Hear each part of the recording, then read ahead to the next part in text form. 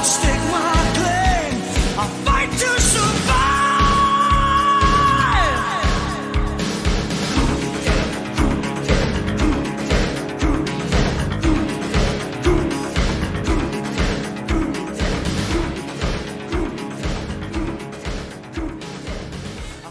Oh my God, fight to survive. It's like it's a song written for modern times. We're out here going to the grocery store. I uppercutted someone last week because they invaded my personal space, Murray. Baby boy Murray, by the way. We have not seen each other in all of a month. You look great. I don't know what you did with your hair. It's amazing. I mean, all the hairdressers are out, but oh my God. Let's hear that voice, Murray. Griffin, how are you? I mean, I'm doing well. You sound different than usual. Oh, isn't that noticeable? You know, the CDC recommends that you wear a mask. Oh, yeah. You know, what better mask to wear than a Bane mask? That makes a lot of sense. I mean, we're required in Michigan to wear a mask. So you've been going out with that mask on. Of course. I mean, did you ever manage to get to a cake maker again? No. That's still... Don't bring that up. It's a very sore spot for me. Well, speaking of one sore spot, I got another sore spot. This is not going to fly for pod. So what would happen if I take the mask off? It would be quite painful for you. I can see this is going to cause us problems, and I don't want to cause any problems, so I will take it off. Is that all right for you? Hey. Is that okay? Does that bother you? It does. It really does. Okay. It was hard. Well, I guess it's okay considering. I'm kidding. Me and Griff, we've been together for the past 6 weeks. Yeah, I mean, Murray, when I moved into this house, of course, the first thing I did was build that laser vault. Right. People laughed. They scoffed at you. They pshawed at you when you were like, I'm not going to put $1 into this ramshackle converted garage I live in. How many months was it where I had literally no drywall in my kitchen? It was just exposed everything. He's how many years have you lived in this place now? 3? I think 3. And he just now put a tub in. Yeah. And we're not even exaggerating that. Yeah. They laughed, but who's laughing now? We're safe and sound in our laser disc vault deep in the bowels of the earth. What are we, like a mile down? Dude, it's like 4 miles down. Yeah, so we're fine, man. And that warmth you feel, that's natural core of the earth warmth. See, he's thinking about everything. Yeah. That's money you're saving. I'm so green. Right. I wish everything was cheery here, though, because honestly, we're being forced into this situation. Yeah, we're doing this under duress. I don't want to be here. Yeah, Murray lives 40 minutes away about. Yeah. Out in the old Pontiac. And, you know, for the longest time, we were under very strict liberty stealing it was our freedom was getting fucked. Oh, our freedom was so fucked. We need to be out there spreading this virus amongst everybody. So Murray was, he's like, I'm not going to make it out there. So it's been a while. Been a while. But anyway, so we weren't planning to get together for this. And then the order comes from the tippy fucking top. The top. Yeah, the man. The man himself. The man with total power, according to himself. Exactly. He said... Except when it comes to taking blame for anything. This was the email I got sent to, our shared I got a carrier account. pigeon. You got an email? You got a carrier pigeon. Was it from Mike Tyson or... No, it was from the man. Oh, okay. He shall not be named. And it simply said, Article 2 gives me the power to do anything.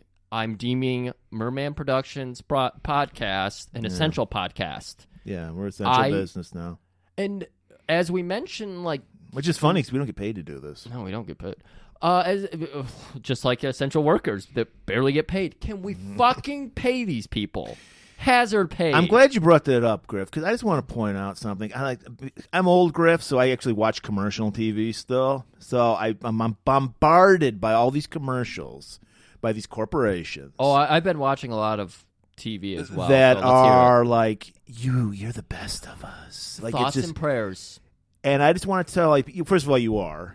I'm one of you. I'm a dirty peasant, just like you guys are. And, yes, my sister's a nurse. Yeah. she's not in. Thankfully, she's not working in a hospital, but she's around sick people like that. Mm-hmm. And I just want to tell all you essential workers, we appreciate you here at Merman Industries, but soak it up all you can, because soon, if and when this vaccine comes, we're going to go back to not giving a fuck about you all over again. It's going to be 9/11 first responders Exactly. all over again. Where That's the same rap they do. They've done it for soldiers since time immemorial. Exactly. You're the greatest of us. Yep. We're not going to – that's all you're going to get is our thanks. One of the favorite occurrences, happenings that's happened, I don't even think it happened to me. I think it happened to my buddy. But he was working with this kid who's like, I support the troops. And my friend said, how? How the fuck do you support the troops? He puts a yellow ribbon on a tree. Exactly. He was just like, I support them. He's like, that's nothing. Thoughts and prayers. What is with this country and fucking thoughts and prayers? Hazard pay.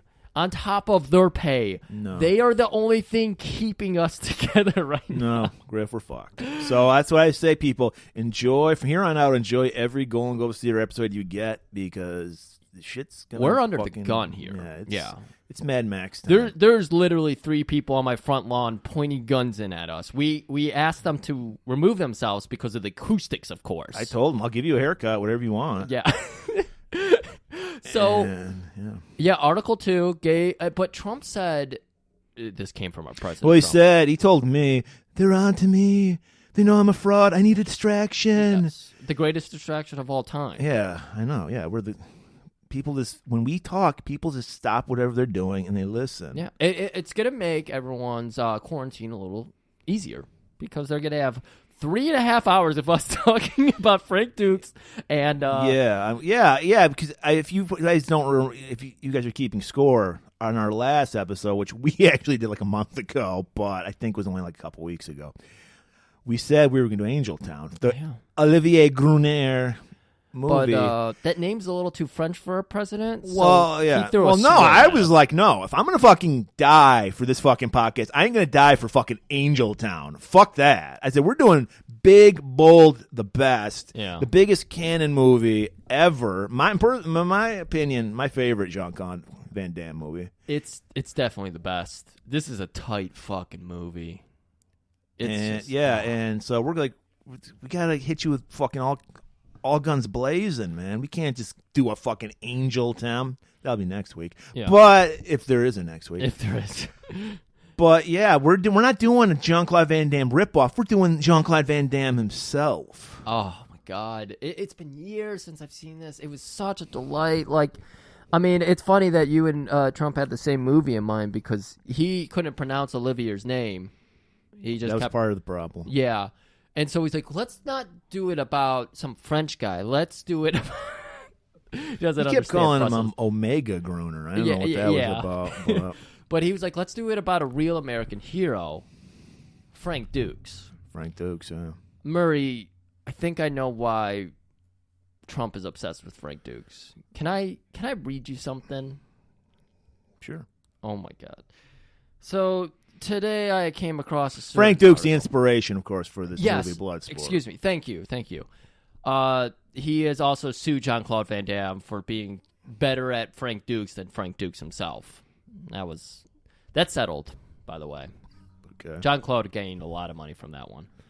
So Frank Dukes is an amazing human being. Bought a lot of high-waisted pants with that money. Yes, he did. Frank Dukes is an amazing human being.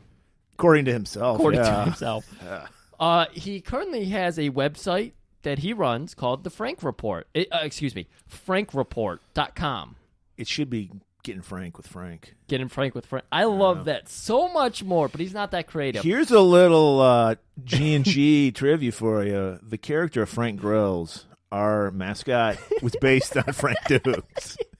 The hot dog with a machine gun, that was based on Frank Dukes. The likeness and the... That is canon now. Yes. That's lore. No pun intended. All right, Murray, are you ready for this deep dive? This was written 5 days ago at this point and released by Frank Dukes himself. Okay.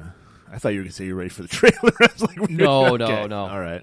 It is now common knowledge that there is a bioengineering laboratory in Wuhan operated by the People's Liberation Army, the PLA. Now known as the National Biosafety Laboratory, since it changed its name from the Wuhan Institute of Virology. In their research, for whatever reasons they might have had, scientists in Wuhan were able to mutate that virus, COVID, into a slightly different strain, which they called SARS-CoV-2. We call it COVID-19 now. Some of us call it the Wuhan virus or the China virus. It is self-evident now how China, backed up by the UN's World Health Organization, had lied about the virus, claiming that there was no evidence of human-to-human infection, enabling nearly 500,000 people to leave Wuhan and infect the world. And just like the virus that moved from China to America, so perhaps move the plot to endanger Trump's re-election. If not remove a president from office. Every step of the way, the Democrats and a biased corporate media are right there criticizing everything President Trump says or does in his battle to defeat the Wuhan virus. Part 2, the American coup. That actually, part 2, the American coup, that flows. That would be a great canon movie. It would be a great canon movie. Breaking 2, the American coup.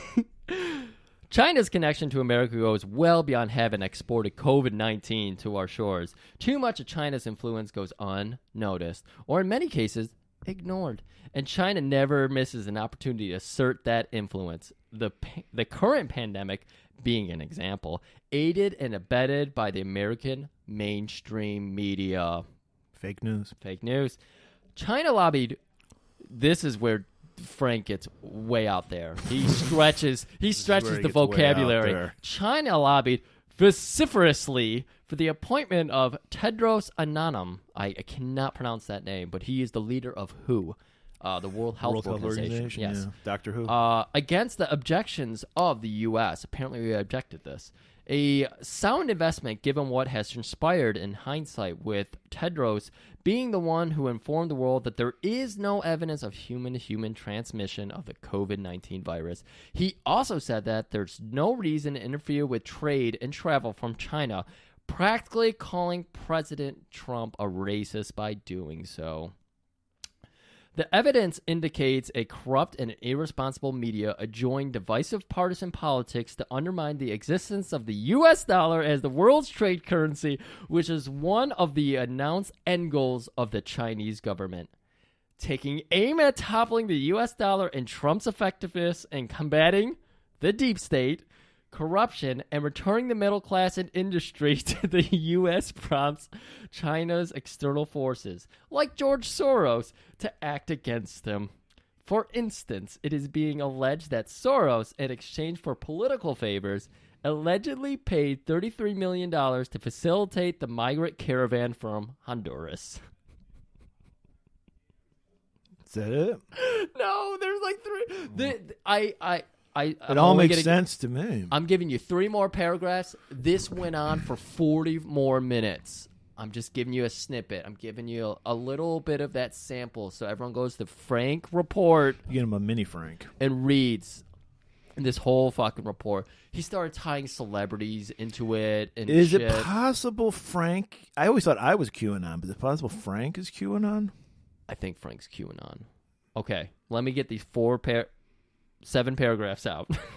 Ironically, the political media boondoggle and hypocritical reason for justifying the impeachment of President Trump all arguably stems out of Trump's wanting to be informed of if someone was looking into corruption attributed to these incestuous relationships for personal gain. In fact, the evidence, like the transcript of his Ukraine call, absolutely contradicted them. Totally absolves him. The 1981, somehow this gets into a Dean Koontz book. The 1981 published book, The Eyes of Darkness by Dean Koontz, eerily predicts the coronavirus outbreak, and in keeping with the ongoing pattern of fictions aimed at... Don't tell me Dean Koontz is part of the deep state. Yes, he's gotta be. In keeping with ongoing pattern of fictions aimed at negating Trump's accomplishments, arguably Operation 201 was apparently the inspiration to set in motion yet another coup attempt. The first being the impeachment hoax. This coup depended on a few fiction of having employed, I don't get this sentence, upon a few fiction of having employed an entirely new mortality model in predicting the expansion growth rate of pandemics like COVID-19, which was introduced in association with Johns Hopkins Center for Health and Security, the World Economic Forum, and, of course, that motherfucker and his wife, Bill Gates. They hosted an event, Event 201, a high-level pandemic exercise on October 18th in New York. In selling the sometimes dubbed Event 201 model to the government at the state level, Democratic Party leaders appointed pandemic experts who were directed to use the new model as introduced at that event by Bill and Melinda. Thereafter, the WHO announces COVID outbreak, Wuhan, China, it's all horrible. Using a new and unimproven model, the California economy that dwarfs the GNP of many countries was unconstitutionally power grabbed and tanked by California Democrat Governor Gavin Newsom. Other governors did likewise. Studies have shown that for every 1 point increase in unemployment, 10,000 people die attributed to suicide, domestic abuse, violent crime, and declining health due to depression. If this is true, then we can assume that about 120,000 people will die simply due to being out of work. This is a much higher than number. I think this is tying into why we need to be doing these episodes, because obviously people are suicidal because we're not here for them to listen to. Exactly. So this is a much higher number than Trump's detractors can even hope to achieve with COVID-19, which of course is a Democrat scheme.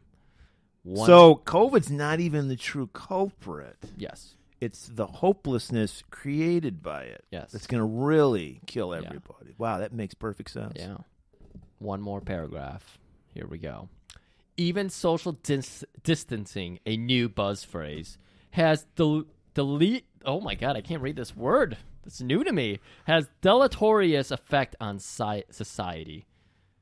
That might be deleterious. That's a broken Matt word. We no longer trust each. That's supposed to be each other. You forgot other. Trust each and will unravel ourselves from our personal networks. We will find satisfaction in turning in our neighbors for consorting with one another. We will become suspicious of each other. Likewise, the Chinese people learn to avoid each other and report the activities of their friends, neighbors, and even relatives during the Cultural Revolution of 1966 to 76. We will become Chinese communists. Maybe that is the point. Frank, wow. There you have it, people. I mean, a lot of crackpots tell you, do your research. We did it for you right there. That's only a sample. Go in, get the encore. Or not encore, entree. God damn. Frank's words have broken my brain. So there's your medicine, people. Now to give you that little lump of sugar with it, we're going to get into our movie. Because what else are we going to do? I mean, Griff, NHL season, it's over. Baseball? NBA, not happening. MLB, dead before it started. My heart is broken right Griff, now. The only sport left is Bloodsport. For centuries, the Society of the Black Dragon has sanctioned an ancient rite of combat known as the Kumite, open only to the world's most lethal warriors. It has never been won by a Westerner. You are not Japanese. I can do it. Now, for the first time, the true story of America's super agent, Frank Dukes, can be revealed. Uncle Sam can't afford to let you get hurt. I'm going to Hong Kong. Frank is going to fight in the Kumite, and we're here to stop him. An awesome human weapon. It hurts me just looking at it. Who infiltrates the Chinese underworld. I did not come this far to stop now. Take him. To enter a forbidden competition. Couldn't you just get me in? Strict rules, no press. You telling me you never break rules? Where every fighting style, every worthy opponent, every deadly technique clash in savage combat. Time to separate the men from the boys. And only one will triumph. Now I will break you. International martial arts sensation Jean-Claude Van Damme in Bloodsport. The true story of the ultimate champion. Okay. Great trailer. Everything's better about that spiel I went on. And you know what? I need something even better than that. I need you to talk. I think you got some. I got some Frank facts for you too. You got some I'm bold glad. information. I did some. This is all comes from his Wikipedia page. Yeah, you know, we just said earlier, Bloodsport is from the imaginary life that Frank Dukes had lived. And here's a little more info on the life and times of Frank Dukes. According to him, all these claims are according to him. He was trained in ninjutsu by one master, Senzo Tiger Tanaka, who coincidentally is the same name as a character from a James Bond movie. That's why it sounds familiar. He claimed, when he called on that, he claims, Ian Fleming did use real life people. Oh, so this is just, we both bumped into him. He claimed, like much in the movie, before he went to the Kumite, which, according to everyone involved in martial arts, there's no evidence this thing even exists. In fact, I could have swore, isn't that from Enter the Dragon? Wasn't that called the Kumite?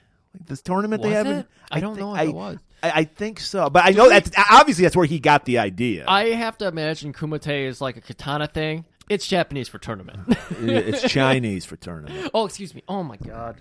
I'm racist. And so he claimed that he went to L.A. or wherever the fuck he's from on the guys on his deathbed. I'm going to win the Kumite for you in like 75. Oh, this is the part he considered was real. Yes. Okay. And there's no evidence that this guy ever existed. There's no death certificate for this guy. Then he later changed it and said, no, he died in Japan. Oh, shit. You see, I think what happened is 5G towers erased the history. Now, he claimed he fought in Nam, but he joined the Marines the year that Vietnam War ended. Yeah, it was like 77 So or then something. he changed his story to he was doing covert ops in Southeast Asia. Oh, fuck. And his military records say he never even served overseas at all. His life is a Steven Seagal character. I think Steven Seagal, yes, patterned his own life after Frank Duke's life. Oh, my God. They're probably best friends. I bet they are. Claimed he won the Medal of Honor. Did not. He was in the Marines, though, from 75 to 80. That is true. Okay. He had a picture of himself wearing his fake medals in the incorrect order that a soldier would not know. And the Medal of Honor he was wearing was the one awarded to Army soldiers, not Marines. Oh, you motherfucker. Details. Devil's in the details. But he claims the military's been sabotaging his service record to discredit him. Oh, man. I don't know what they have against him. I got to go back to frankreport.com because he probably explains it all there. Now, like I said earlier, he claimed he fought in Kumite. There's no evidence Kumites even exists. Yeah. And then he had a friend lie for him and say, "Oh yeah, I was in the Kumite as well." Oh. And then he backed out and said, "No, I was just Frank's my friend. I was just supporting him." Serious? Oh shit! This is his fight record, which they also show at the end of Bloodsport. Okay, this is the most befuddling thing for me as a child. I was like, "Wait, this was real?"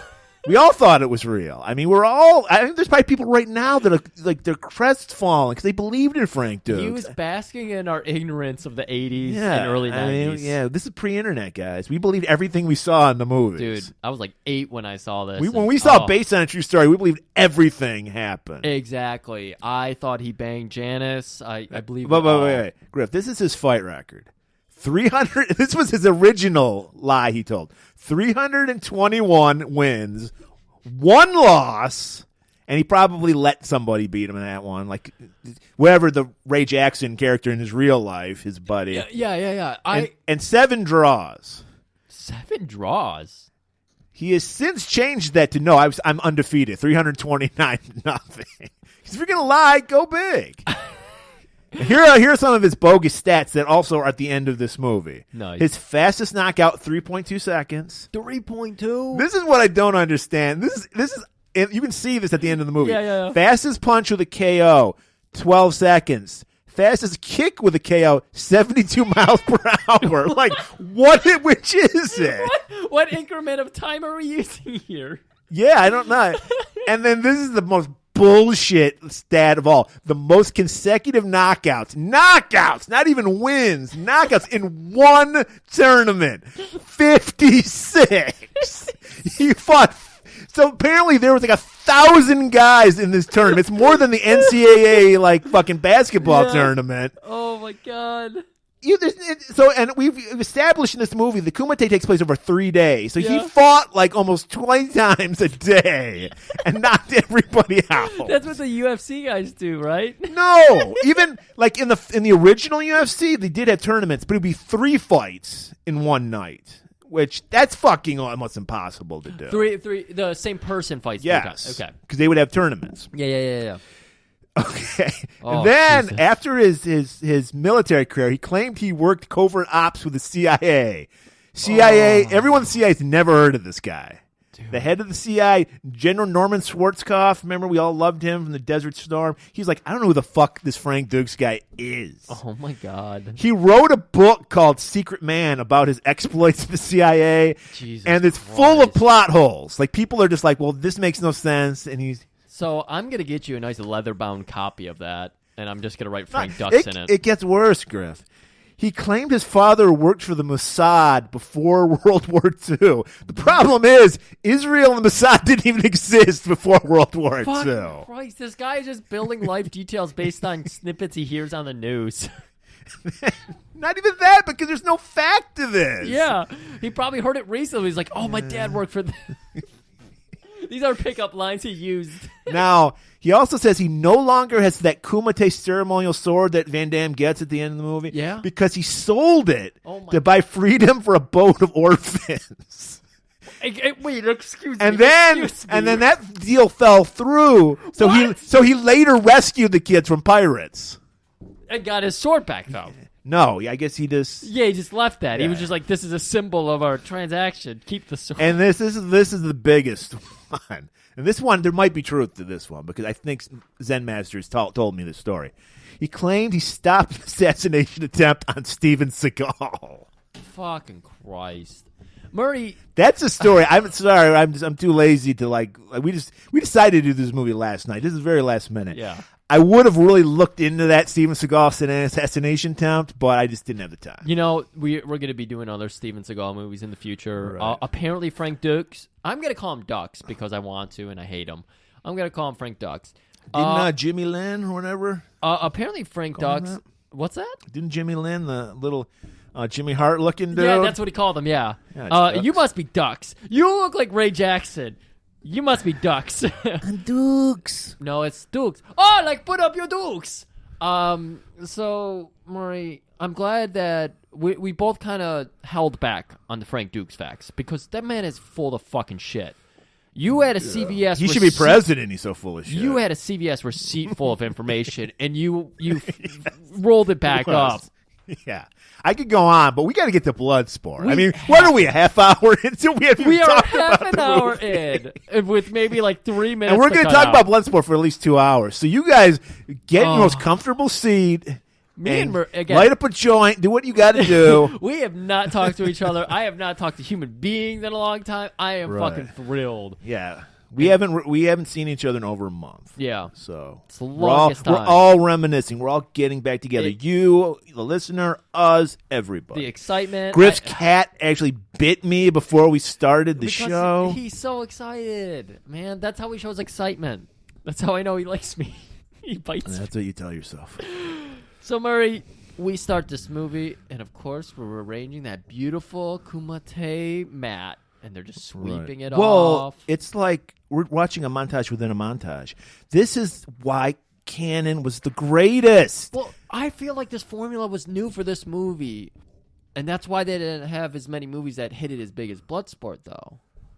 Because I don't know. Go on with your thought. I'm thoughts here. I know. I'm just like, all we need to know is relayed to us in a 1 minute stretch. Mm-hmm. We get all the combatants we need to know in this movie. We learn their styles. We learn where they're from. Yes. We learn everything. And I've never really gone back and watched The Quest. Apparently, it's a ripoff of this movie, which is weird because it's based on Frank Dux as well. Well, he probably changed his life story, and then it became like, because I think it was like in the Himalayas or Tibet or some shit Right, where that one was fighting. And he got Van Damme. And it was like in the reprised role. 1920s. I remember that. That's the weird. I have not seen this movie. I don't even know if I saw it as a child because I was like, this isn't Bloodsport. fuck you. Well, we're going to have to do that one of these But days. yeah, this montage is awesome because we have like 10 main combatants they really show us, and we get to see them feature throughout. And they're just a plethora of international stereotypes. Yeah. We get the black guy who's doing the monkey style. Yeah, kung he fu. climbs a tree, and there's coconuts tied up, and Yeah. he chops them, just breaking them all with his fucking bare hands. We get a kind of a muscular sumo wrestler dude, and he's Yeah. just hurling a bag of like wheat at his underling. Yeah, it looked like something out of AEW because he throws this bag of weed over the ropes, and then there's two guys there to catch it, and they pretend like they've been hurt. It's great. They're like, "Oh, boss, you're really good at the." We get your favorite guy, Paco. I told you my favorite guy was the African Monkey Man, which I'm sorry. I watched this movie when I was 8. That's what I called him. But I will have you know, he is doing monkey style. I mean, we can't. Yeah. We got to call it what it is. Yeah, he's hunched over and he like leaps around and rolls around, and that's what I did when I was 8, man. I loved it. Thinking Paco was supposed to be Brazilian. I think, I'm not yeah, sure. I think you're right. And he's got like a Muay Thai style to his fight. You know who he reminds me of? I'm gonna go Mike Tyson Punch Out on. There's gonna be a lot of Mike Tyson Punch Out references. Yes, in there's this gotta movie. be. He kind of reminds me of I want to say it's Flamenco Joe. Don Flamenco. Don Flamenco, because he always like entices people like, oh yeah, come And he's on. the easiest one to beat because Don Flamenco is the easiest one to beat. It's so good. You just had to hit him left, right, and he would get knocked out. And then we get like our And then boost. we get the man of the hour, the Tower of Power. Oh, I was Too gonna- sweet to ever be sour. I was gonna save him for last, but go ahead. That's okay. I don't think have we done a movie with this man before? I don't think we have. I think this is our first. We've done over 100 episodes. I don't think we've done a movie with him in it. I have Millie's got to get her word in here. She's like, nope. You've gone Bolo. You stepped over it. I think he's been in one. He's been in so many things. I think he's been in at least one. Okay, but yes, the man himself, Bolo, playing the character Chong Li. I still Isn't that a Street Fighter character, Chong Li?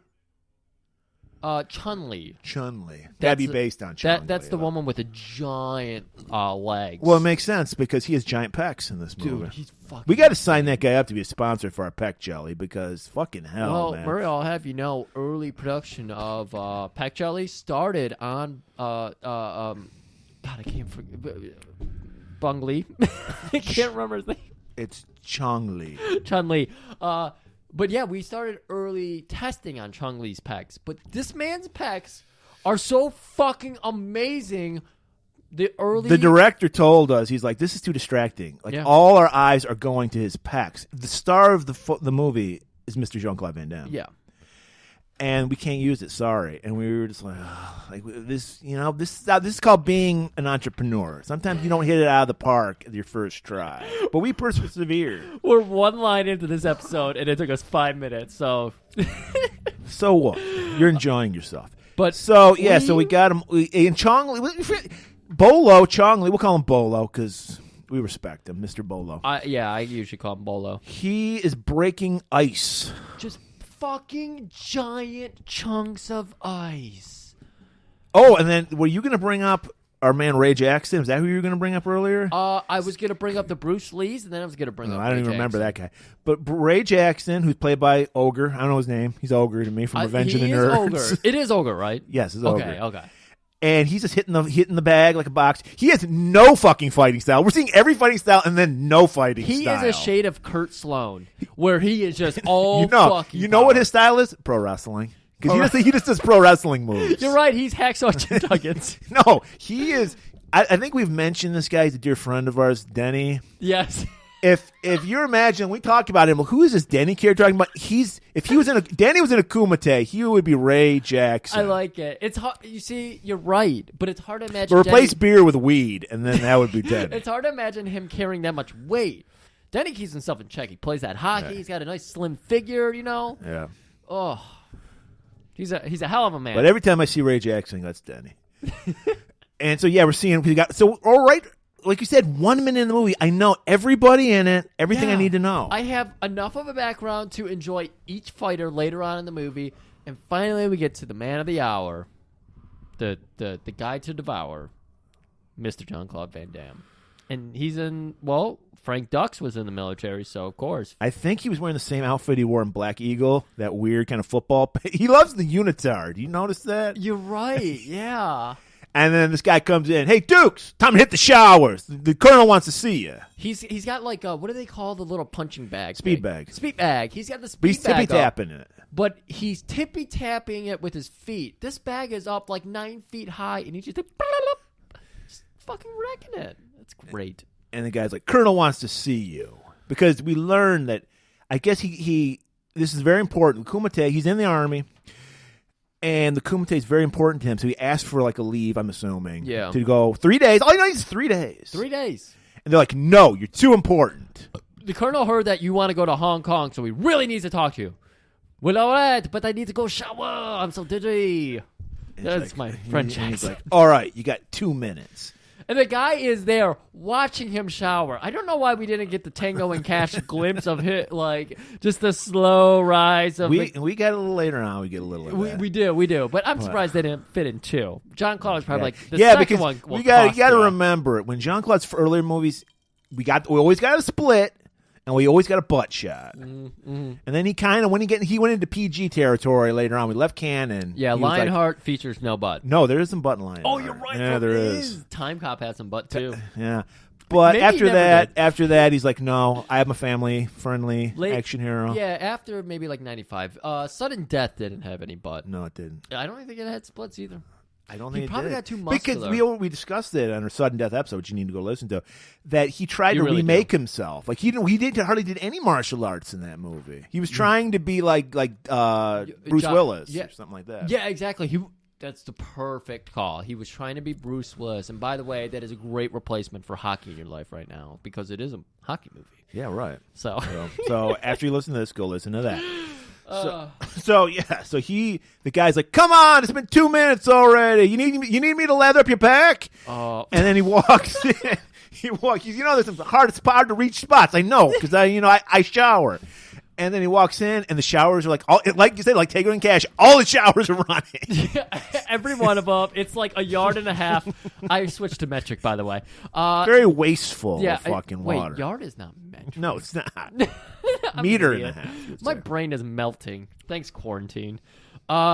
So yeah, he slipped out. They show like this tiny little window. It's like John Claude couldn't fit in there, but there's a curtain and it's blowing in the breeze. Yeah, that's the international symbol for I snuck out the window. Yeah. The guy's like, this guy always refuses when I try to scrub his lower back. And then we just see him like in his uniform running away. Ha ha ha! Got away. Toilet paper on the shoe. So he hops on a plane to Hong Kong. He doesn't go to Hong Kong first. No, he does. You're right. He goes wherever the fuck his master California. lives. California. I want to say L.A. because it's the late 80s, and everything was in L.A. Maybe San Francisco because we what? learned later on. You're 100% right. It's San Francisco. San Francisco treat. So he shows up. He meets the wife of his master, greets him. Murray, I gotta paint this picture. John Claude wearing the deepest tank top as he does, so his pecs are fully exposed. His abs, which are ripped as fuck, are kind of peeking over. But that's how low this tank top goes. Yes, it's like the tank top meets the top of his pants. Yes, because his pants are so high, and then he's got they're so cinched waist because he probably has like a 26-inch waist or some shit like that. Oh my god, yeah. So they're cinched like a motherfucker, and baggy down the bottom. And then he's got this nice leather jacket, oversized leather jacket. And he's got to be wearing dress shoes too, because that would be a European thing to be wearing. Oh my god, yeah. So, yeah. Knocks on the door. Hello, it's just me. He's got that his hair was like weird. It was like styled for some reason. Like later on, he just had that kind of nerd parted on the side. But for this scene, it was like very styled. I don't remember this. You really cared about this hair in this scene. Yeah, because it didn't fit the rest of the movie. That's why it threw me off. Okay. You're right. It's probably because he was going to see his master after so long. Master, I hate when you wear that nerd hair. And so he's like, I'm going to wear my best leather, pull my pants up so high. He's like, this will impress him. It's like Mr. Burns. He's just like, pull your pants up. That was like one of their things they had, like Mr. Burns with the sideburns, cut your sideburns. Oh my god, that was such a good bit. Oh my god. So his master is just laying in his bed. We don't even get to see the master yet. We meet the wife. Oh, right. And then she opens the door, we see her face, and then flashback. We get the longest flashback in movie history. Yeah. I don't know how it works so well, but this works so fucking well. You know how they say when you die, your life flashes before your eyes? His life flashback before his eyes. Because he's probably like thinking for like 10 seconds, but we get like 10 minutes of info. We get young Jean-Claude being dubbed, by the way. First of all, the worst, like, this kid looks nothing like Jean-Claude. He looked like he got dropped on his head. He looked like he has special needs. He looked like the Olivier Gruner as a kid. No, he didn't even look like that. He just looked like some greasy Italian guy. Like, and he's like supposed to be this like French or Belgian kid. Yeah. And him, they're breaking into. Well, he's just following. He's not. Yeah, these guys. He's a follower. Yeah, these two like no good kids are breaking in, and he's just like. It's this Japanese family that just moved into this beautiful house, and you got to remember, World War II is still fresh in their mind. It's probably 20 years later. Yeah, it's very fresh. You're right. So we got to check these people out. So they're peeping in the window. They have not put out any furniture or anything, but a katana above the fireplace. And these kids, these bullies, they see it and they're just like, we can get that for drug money. Oh my god, we could buy so much. You know how many Air Jordans I could buy with this? Oh my it was god, the 80s. I could get so much of that. Even though I think this is supposed to be the 70s because he's young, but yeah, they're still wearing kind of 80s clothes. They are wearing 80s clothes, big time. And so this is to show how acclimated young Frank Dukes is. This isn't the real Frank Dukes, right? This is amalgamation of Jean-Claude Van Damme and Frank Dukes. So he is a young Belgian child, newly transplanted to America, and he wants to fit in. We learned that he's a follower. Yeah. So he is like, went to San Francisco, dressed like a San Franciscan. I got to point this out. So many sidebar. This episode is going to go so long. Very akin to Samurai Cop. Huge window that they just walk right through. Don't even have to bend over, even though they're kids. Just walk right in. Anyways, baby Jean-Claude, walk in, dressed like a San Franciscan. So, of course, what do you don? Well, I would definitely wear a San Francisco Giant baseball cap. Well, yeah, that makes sense. It goes out saying. But then you put on a New York Football Giants jersey? Yeah, right. Obviously, the person who was the costumer or whatever they call it for this, was like, well, they're both say Giants on them. I don't know. Fuck. So he's wearing a baseball Giants hat, which is from San Francisco, and a football Giants jersey, which is from New York. And I have to point this out because not only do I love Maybe we're wrong. Maybe this takes place in fucking New Jersey. Maybe. And he just likes the fucking the baseball team. I love it. But here's because I haven't watched this movie in so long. One of my dearest friends gave me a nice autographed photo of Bart Oates, who happens to be the guard for the Giants, the New York Football Giants in 80s, and who also wore 65. Jean-Claude is wearing his jersey, and that made me so... Who buys an offensive lineman's jersey? A movie on a low budget that could get there for like $5. Look, and you pointed out, it's a knockoff Bart Oates jersey. It just has a 5 on the sleeve. There's no name on the back. I fucking love this. I love everything about that. Oh my god. So while they're like fondling that katana, Master Tanaka, his ninja senses kick in and he knows something's wrong. He runs in. And the two bullies, they fucking take off, don't they? Yeah, they throw the fucking, hey, take this. They throw the sword at Frank. He automatically grabs it. Yeah. And then they just jump out that window because, like you said, they can just walk out. And Frank's like... I don't know. I think he's super autistic or something because he's special. He's definitely special needs. He's so dumbfounded. He just stands there. He's like, "What are you doing with my katana?" Yeah, I don't know. It was them. And then he grabs the katana. Then doesn't his son show up and beat the shit out of him? It's a fucking little King Kazuki. Little King Kazuki. And he fucking like uppercuts him. He does a Hayabusa or something. And it's like, somehow they're the same age. Kane looks like he's 5 and he looks like he's 16. Dude. But that explains You know why they're in school together? Because fucking Frank has special needs. So he's in a special needs class. They're in the same class. 80s, so they would have held them back. They're in the same class together. And it's like, Patos! And so, yes, little Kane just fucks him up. And he's like, whoa, man, I like that. Wait, is he a cholo now? What was that? Hey, at least it isn't in Chicago, actually. It's a good point. And so then all of a sudden a light bulb goes off on Master Tanaka's head. He's like, I have an idea how I can use this child. Wait, are you even going to bring up how he cuts his hat? Oh, I forgot. Yeah. Dude, I forgot about this. I didn't even see it the last 2 times I watched it. Yes, he slices the brim off. He's like, that is a bogus Severus Giant hat. He's like, I'm a Dodger fan. And Jean-Claude does not even flinch. And he notices that. Yeah. First of all, it's Frank. I said Jean-Claude, didn't Yes. I? Yeah. That's okay. Frank doesn't notice that. Frank doesn't notice that. And he notices that. He noticed that he doesn't notice. Yeah. And he's like, I could use this child. I think it was more that Frank was too dumb to register what was happening. Right, But yeah, he's but- like, this guy is steel cold. So he calls up Frank's parents. I have a proposition for you. I'm surprised Frank could remember his home number. It was actually written in the back of his part. So, Jersey, if you find this guy, call 555. He had an emergency wrist bracelet. He's got like a dog collar with a tag on it. He's microchipped. And so he calls. And then he goes off in the spiel. We learned that, okay, apparently, once again, remember, it's the amalgamation of Frank Dukes and Jean-Claude. So the parents are like French or Belgian or something. And we learned that they're in America for making wine. Yeah. And Tanaka... Heavy plot point, by the way. Heavy plot point. Tanaka, he's given up the way of the ninja, and now he's just breeding koi. That's like his thing. So he's like, I have a proposition for you. Let your son be my son's punching bag, and I will teach him science. Or I don't know. I didn't get what the fuck they were talking about. Dude, there's this weird discussion. You got a table, tea set out, Oreos are set out, some Makis set out, and they pan out.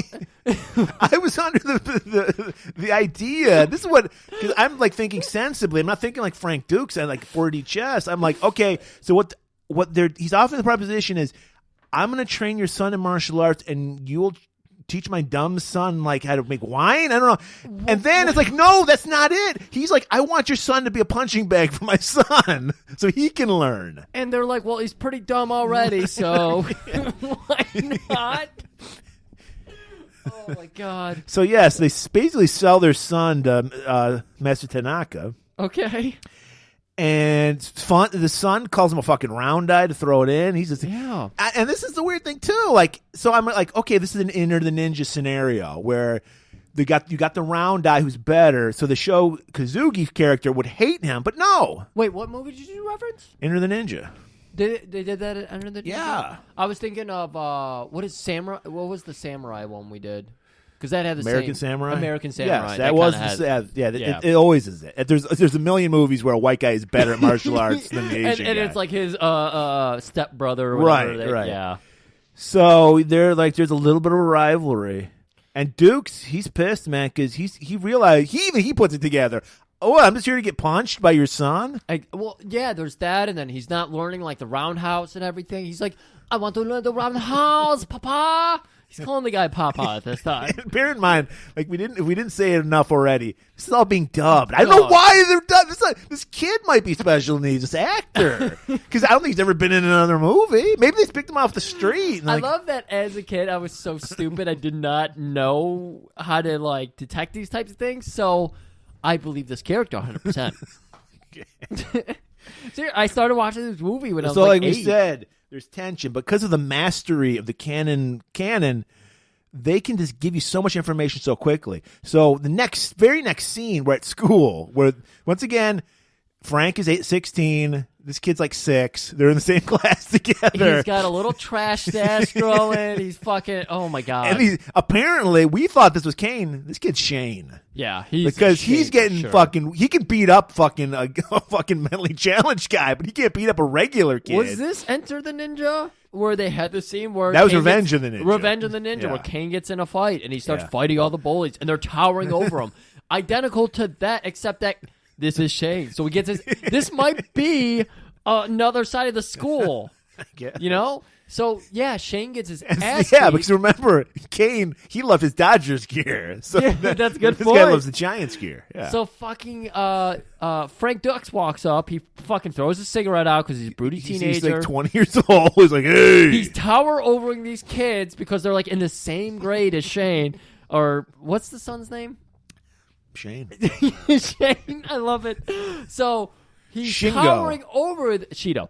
So he's towering. You just wrote Shingo. Oh no, I actually did figure it out at some point. So I was like, oh, it's Shingo. Okay. So he's towering over these bullies, and he just starts fucking wrecking them. He's like slamming their bikes with pegs on He's them. doing Ray Jackson style fighting. Dude, that's why he got along with. He's like, I know Ray Jackson because I was Ray Jackson when I was 16. Yeah. Oh my God, he was All probably makes crushing beer sense. cans over his head. Man.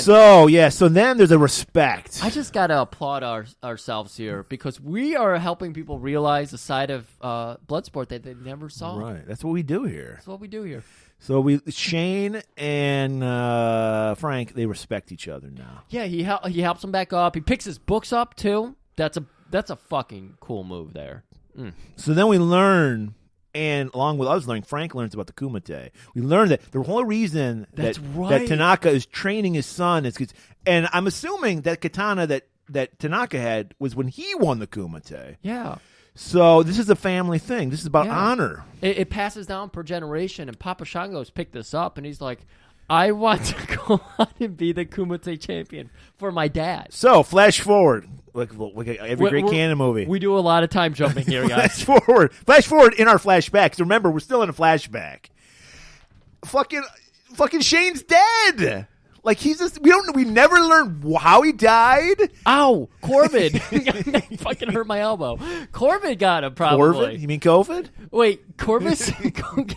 COVID 7 killed him. Oh no, don't say that. Oh my God. Yeah.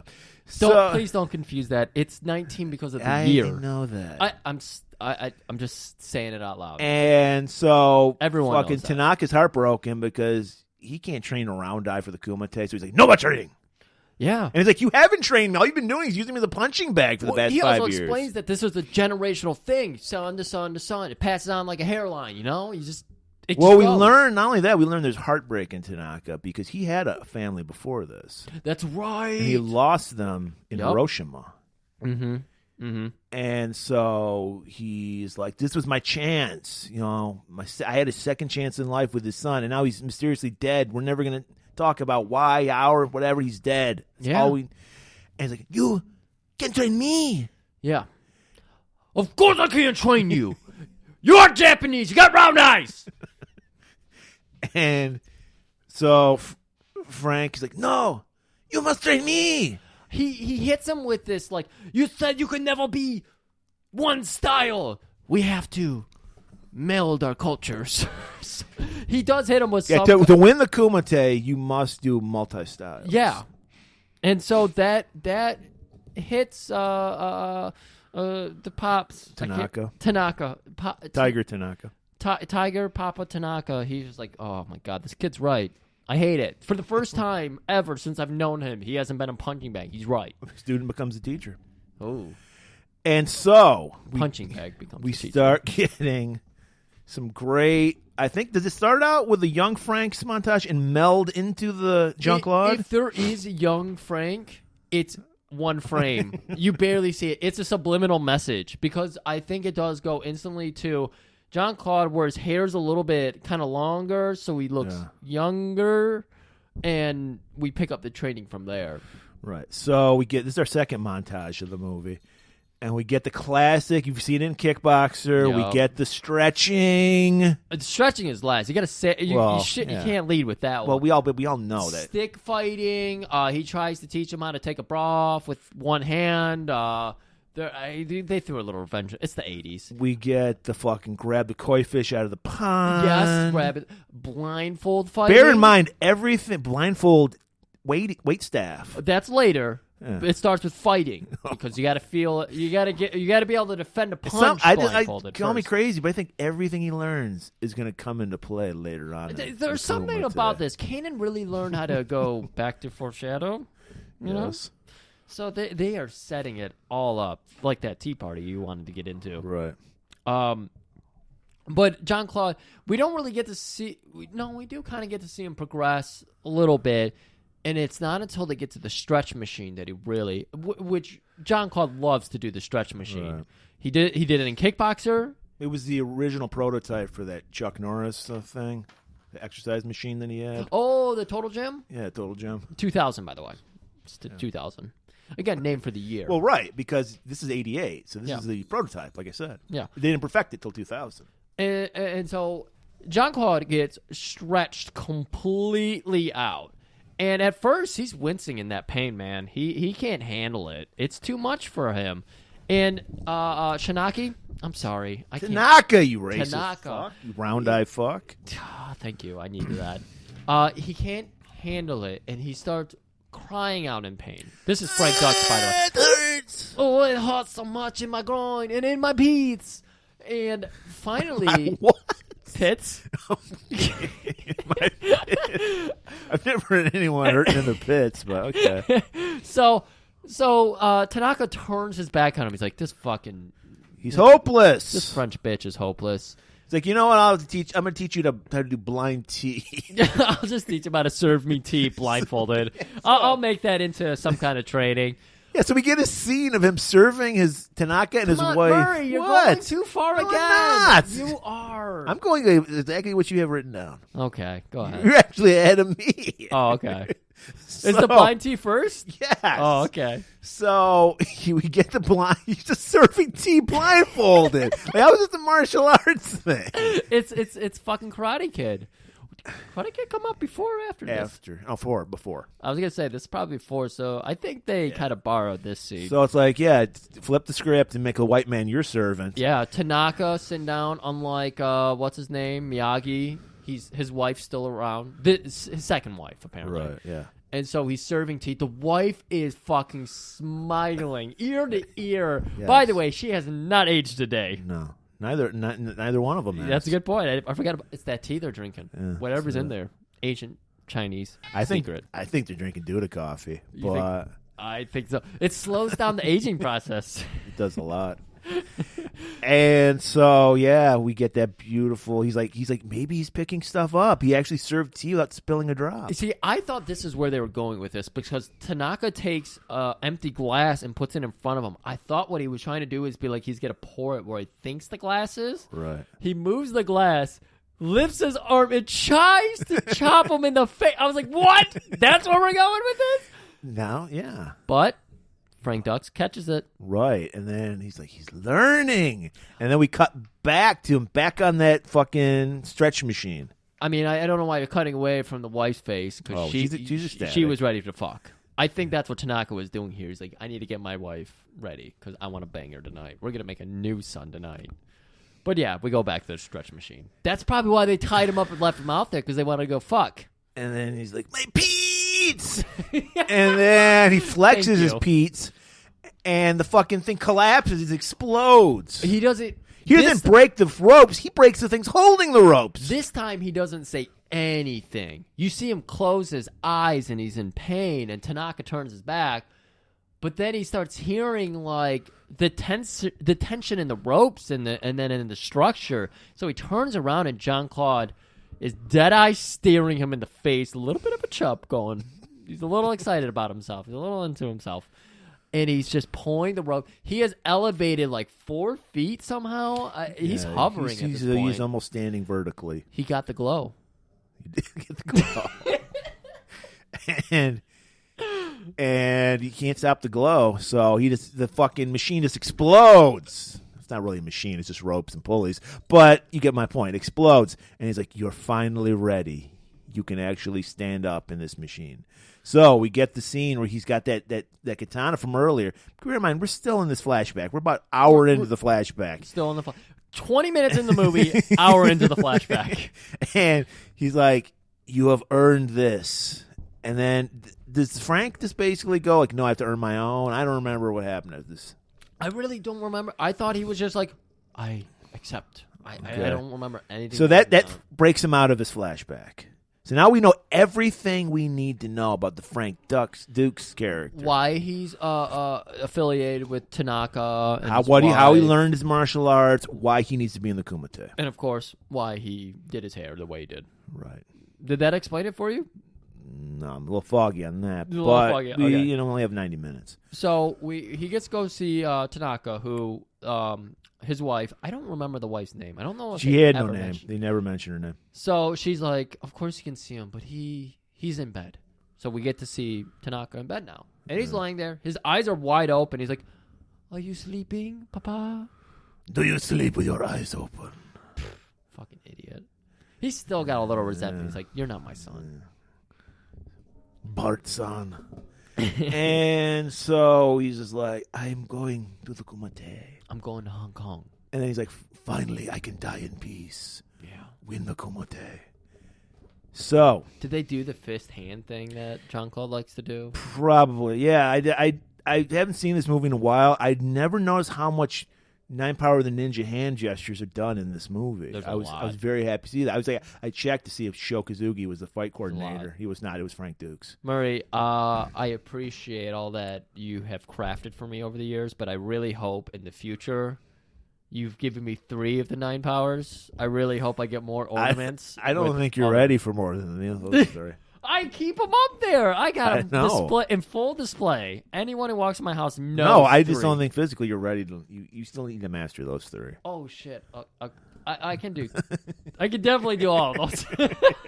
Yeah, they were actually those are the ones that are actually easy to draw. The rest were just like I didn't know what the fuck was going on. So we cut to Jean-Claude. He is immediately in Hong Kong. No need to do some fucking airplane jokes with peanuts and weird food. We just go to Hong Kong. He's on a double-decker bus. He's got a little Polaroid out. He's taking pictures. And then you just hear the background, this big fart. And you're like, uh-oh, here comes trouble. And it's our man Ogre. Oh, he's got a beer. He sits down. He's got the biggest, not fresh, very dirty white Reeboks on. These were beautiful. You can tell this man cares about the environment because he's like, I don't need fresh whites. These things are amazing. Grimy white Reeboks. And he's got Zubaz on. He's got the fucking gold shim tank top. No, he doesn't. Baggy as fuck. No, he doesn't. He's got like a very important person in your life. He's got the Harley shirt on. Oh, yeah. And he probably doesn't own a Harley. And so he's got a beer cracked open. And I love seeing the old cans where it's just like the teardrop formation that cracks open, you know? Do you know what I mean? No. Oh, instead of having like the wide mouth tab that we have now in cans, they have, Anyways, but he sits down, he turns his hat backwards over the top style because that's the thing. And he leans into the girl in front of him. Hey there, good looking. How would you like to get with some American muscle? And she totally gives him a cold shoulder. Jean-Claude is just like, this guy's adorable. I love him. And then he just belches in the chick's face. Probably a dyke. And then he's like...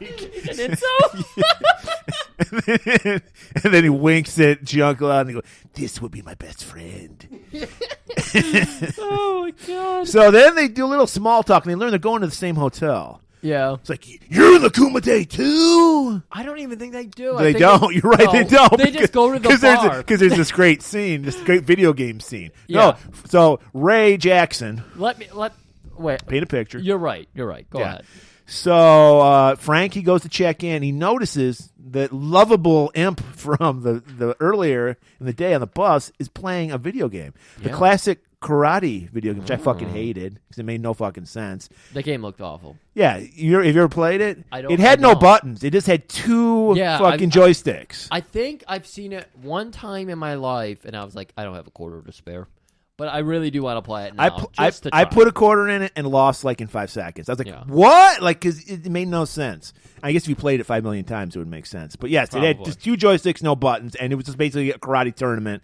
Kind of a little foreshadowing to what we're going to get later on. Ooh, good point. And he's like, hey, you play video games? Nope, but I'll give it a go. I don't know why Jean-Claude has this voice, too. And then he's like, oh, I'm going to con this guy. And then, of course, like you said, he's got the glow. Well, John Claude tries to put a quarter in, and he's like, oh, no, brother. I will not make a man pay for his own death. So they start playing, and of course, Frank just destroys him. First time he ever even played a video game. Frank, oh my God, Frank is so Steven Seagal. And he's like, God damn, you're good. You ever play video games? He's like, This is my first time. and then there was some joke where he was just like, Well, this is some arcade fighting, but man, I gotta tell you, I'm in this secret fight called the Kumite. it's a secret fight. Yet everybody can shut the fuck up about it. All the Asian guys keep quiet because they're not telling that reporter. They are. By the way, we skipped over the report. Oh. There is a report. Yeah, whatever. But, so Frank is yelling about the Kumite. We'll get to her in a second. What I'm going to do here is Frank is just like, oh, yes, I am also in the Kumite. And does like a little bow. I don't know why he's bowing to everybody. Because he's respectful. He is. Oh, that's a good point. He's respectful. And that's when we cut over to the bar where there's this waitress who's just a blonde that we don't know yet. Her name's Janice, by the way. Yeah. We're going to use it. I didn't even know she had a name. I never picked up her name through the whole movie. It took me a long time. I I just finally put looked it reporter up. down. John Claude says it one time, but it sounds like he says Janet. He says, damn it, Janice. Yeah. And so she's trying to grill these Asians. It's actually the Bruce Lee ripoffs. yeah, and they're thinking she's like a prostitute or something. They're so they actually don't want to talk to her. wearing the Bruce Lee like outfit he always has on. Not the yellow one. Just like one of those like I don't know. I don't know what they're called. I'm sorry. I'm racist. I don't care. Nobody cares because these characters don't matter. All we know about them is that they're tight-lipped. Yeah, and she's trying to loosen They're them like, up. Kumita? What? I don't know what you're talking about. And then they just Yeah. leave her. And she's like, ah. But she hears those fucking ogres in the corner yelling over the video game about a kumite, and she's like, And then she sees them pecs with that She's- droop-necked fucking tank top. She also sees that white meat, and she's like, these guys are easy to con. We'll get them. So she's got her eyes on that. Meanwhile, there are those little MPs we learned, some new characters introduced into the story. I love how... This is amazing work by Cannon, by the way. This movie works so well. You might recognize one of the MPs because he's Oscar winner Forrest Whitaker. Holy fuck. And for some reason, Congressman Chuck Schumer is like his partner for some reason. That was interesting. Young Chuck Schumer. And he's like 70 in this movie, and that's a young Chuck Schumer. I'm not a fan of him, but wow. I'm a fan of his cousin, Amy. Oh, And my God. so, Is that actually your... yeah, they're related. Oh, my God. No wonder why she got a career. And so, yes, Sorry, they're on not funny. they're on the trail of Dukes. He went AWOL. That's not good. Yes. And I actually, it's funny because I looked it up, like AWOL, 3 days, remarkably like the Kumite. If you're gone for 3 days, you go to the brig or what Army jail for a month, and you get docked pay for like a month. Okay. 30 days, dishonorable discharge. So he's in some little bit of trouble, even though he doesn't really care for some reason. Even though he's honorable, he's not honorable about the fucking deal he made with the U.S. Army to fucking, sign up. So our MPs are working with the military. Police force I just think they're of just. I Hong think Kong? they're just the Hong Kong police. I don't know. So let's go with Hong Kong police, and we know they're looking for Dukes.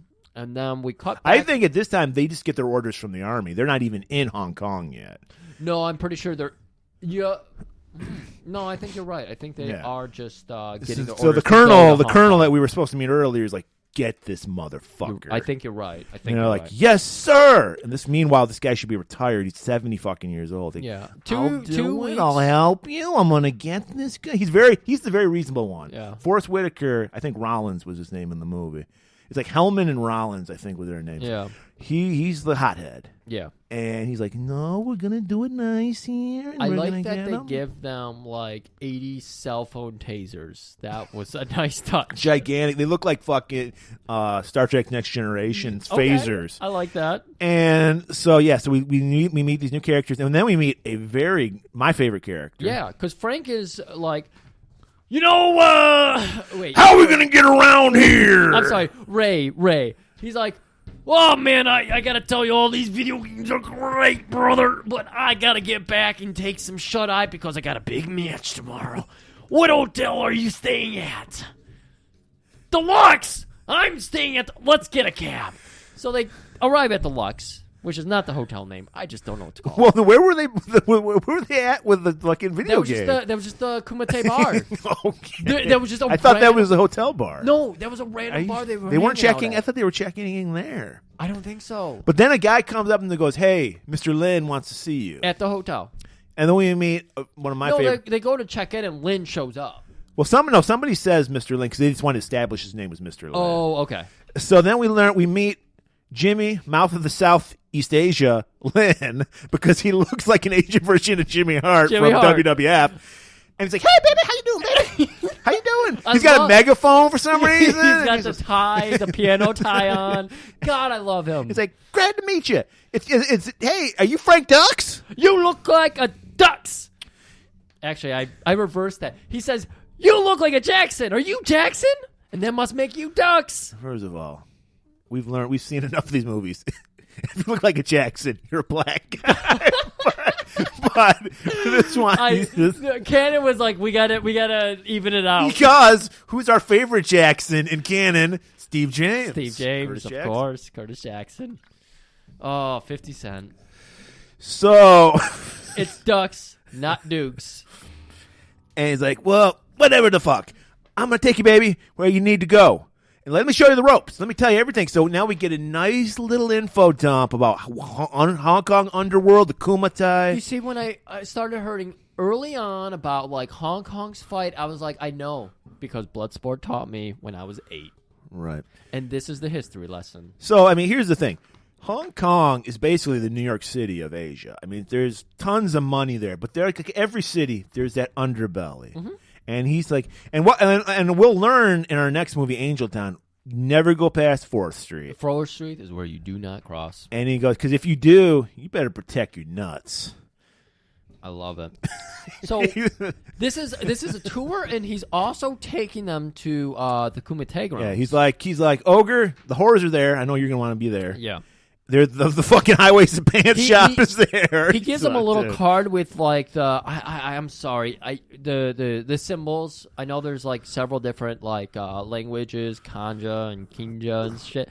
He gives them the symbols that'll say nude women will fuck you to Ogre. He's like, here you go. I know you'll need this, and you can. Thanks, brother.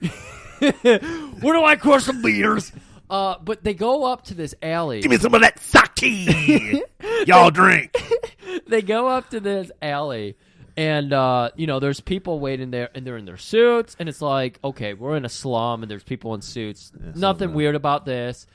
And Lynn's just like, hey, don't worry, these are the Americans. And he's like, these are USA? Okay, USA. I don't know why I love this line. I just love it because the guy... Well, first of all, he said it like Lurch. He's like, okay, USA. Yeah. I love rang. it. So we go to the back door of the Kumite. And I love this. They do a first-person shot of them, like, walking down this, like... filthy, dark alley. There's, like, people... bowels of hell. People walking out with their crying babies and their slip... It's like... There's people with, like, legs missing. There's freaks. It gets really dark. It's just like depression porn is Right. this alley. I forget what they call that, but yeah. But at the end of that filthy brick road, there is the beautiful palace of Kumite. Oh, yeah. And we walk in, and you gotta sign in. Yep. You gotta show your invitation, because this is invitation only. Of fight. course. You got to show your golden ticket. And so they got him, Ray and Frank, and they're like, Tanaka clan, you round eye. Did you steal this from Tanaka? You see the people like talking amongst themselves. They keep doing the round figures over their face. Like, who the fuck is it? You ain't Tanaka clan. And he's like, look, if you're Tanaka, you know the secret of Denmark. Excuse me? And then, that's what Jackson says. What? This is amazing because the dojo, we see all of our prize fighters from earlier in the movie from every different country. Right. They're all in the background, and when you hear Denmark, it is like a dog whistle going off because everybody stops what they're doing and they turn. And they're like, did someone just say fucking Denmark? I haven't seen a Din Mok in years. And then even Chong Lee's licking his lips. He's like, I can't wait to see this shit. He's pecking his pups his or whatever. his pecs are pumping. His pecs are pumping, yeah. And so we learned Din Mok is the ancient art of, I guess, breaking bricks. I mean, it's supposed to be the death touch, but apparently, yeah. It's the 5-finger death touch. Yeah. So he's like, can you put on this mixtape I put together? It's by a great band, American band called 5-Finger Death Punch. They show him to a stack of bricks, and he's like, which brick do I break? Because he's thinking he's breaking them all. No problem. Not a sweat. Well, I think at first, maybe it was Jackson or somebody goes, the third one there. Yeah. And then the guy goes, no. Yeah. As Jean-Claude is getting ready, he's getting his chi together. He's concentrating all of his energy. He leans back. He's getting ready to strike, and the guy goes, no. Bottom brick. And what he's saying There's is... about 6 bricks piled up. Yeah, good. Set dressing, Murray. God, we're so good at our jobs. Yeah. So he's like... That's why the president called us. Bottom brick. That is why he called us. And what he is saying for Frank Dukes to do is break only the bottom brick. How do you do that? How do you do that? Well, if you know the secret of Din Mok, it's simple. So Jean-Claude just shrugs. He gets a little smirk on his face like, I was hoping for this shit. I'm ready for it. And go figure. He does it. He just goes, get a nice slow motion shot. Like, yeah! He hits the top brick, and the fucking chi, the kinetic energy goes through the top 5 and hits all in that bottom one. Everybody in the all the fighters are just like, I hope I don't fight this man. And then you got finally a close up on Bolo, and he's got a line. Bolo has a line. I think he was dubbed too. Yeah, he was dubbed. Yeah. He's always dubbed. Yeah. His pecs are just they're like going out of control. It's like double bass pecs at this point. It's like you're being blinded, mesmerized by it. And Frank Dux they're like dead-eyed with each other, and he's like, that's good, but bricks, they don't fight back. Ooh. Bricks not hit back. Ooh, I love it. Now the MPs have finally landed in. Yes. Hong because Kong. We forgot to point out when we were talking about them earlier, they went to Tanaka's house to look for Frank. That's right. That's what they did. And then she, like, the fucking wife blabs. The wife was like, he came here a few days ago and he was going to go to Hong Kong to fight in a secret tournament called the Kumite. It's at the end of a greasy alleyway. Can't miss it. It's on the other side of 4th Street. If you meet a man named Ray Jackson, he'll take you there. He's going to be down at the fucking strip joint, chugging sake. So they go, brilliant clue. So they show up in Hong Kong. Brilliant clue. And the inspector first plays dumb. He's like, Kumite? And then he looks at the camera and winks. Oh. Never heard of it. Oh, my God. That wink. I wish that was an embellishment. That was real. So we're back at that Kumite bar that you brought up earlier. Yep. Kumite bar. We need another great character, an Asian guy, yes, called Hussein, who we know he's Arab because they're wearing those like headscarves the Arabs wear, like Iron Sheik. It's got the thick black band. It looks like an Italian restaurant like tablecloth with a headband around it. Yeah. And 2 of the guys are like Arab, but the Hussein is Asian for some reason. Maybe he's Indonesian because I think that they're Muslim in Indonesia. Oh, okay. So maybe that's okay. it. And he's got the sweet ass gold tooth. You're right. Wow, that was foreshadowing. I didn't even realize it. The mastery of golan-globus, dude. This is their best movie. It is. I'm not kidding. I think this was Jean-Claude never topped this movie. This is his best movie. No. Much like a young Matt Hannon, he should have quit while he was ahead. Excuse me. Do you think this is the best Kanan movie? No. Based on just what the general audience would say. If this was general audience, probably. Yeah. It's not my favorite. It's in my top 10, maybe top 5. Yeah. Obviously, we have a different opinion because we love so much more about Right. But I think this is their most commercially accepted movie. Yeah. And so we see these guys, they're talking with Janice. Oh. And they're, come on, you American whore, give it up. And she's just like, we know all your American blondes. You're loose. You got pussy loose. Just like that movie, Puss Loose, was it called? Yeah, that was with great. Patrick Swayze. Kevin Bacon. Yeah, he got the puss loose. And she's like, I'm not that kind of lady. And then fucking ever a gentleman, Frank, excuse me, what is going on here? Excuse So me. we're fucking this bitch. Shut up. And the guy wants to throw down immediately. Well, he thinks he's everyone who's in the Kuma, they think they're the baddest ass wherever they're from, whatever fucking country they're from.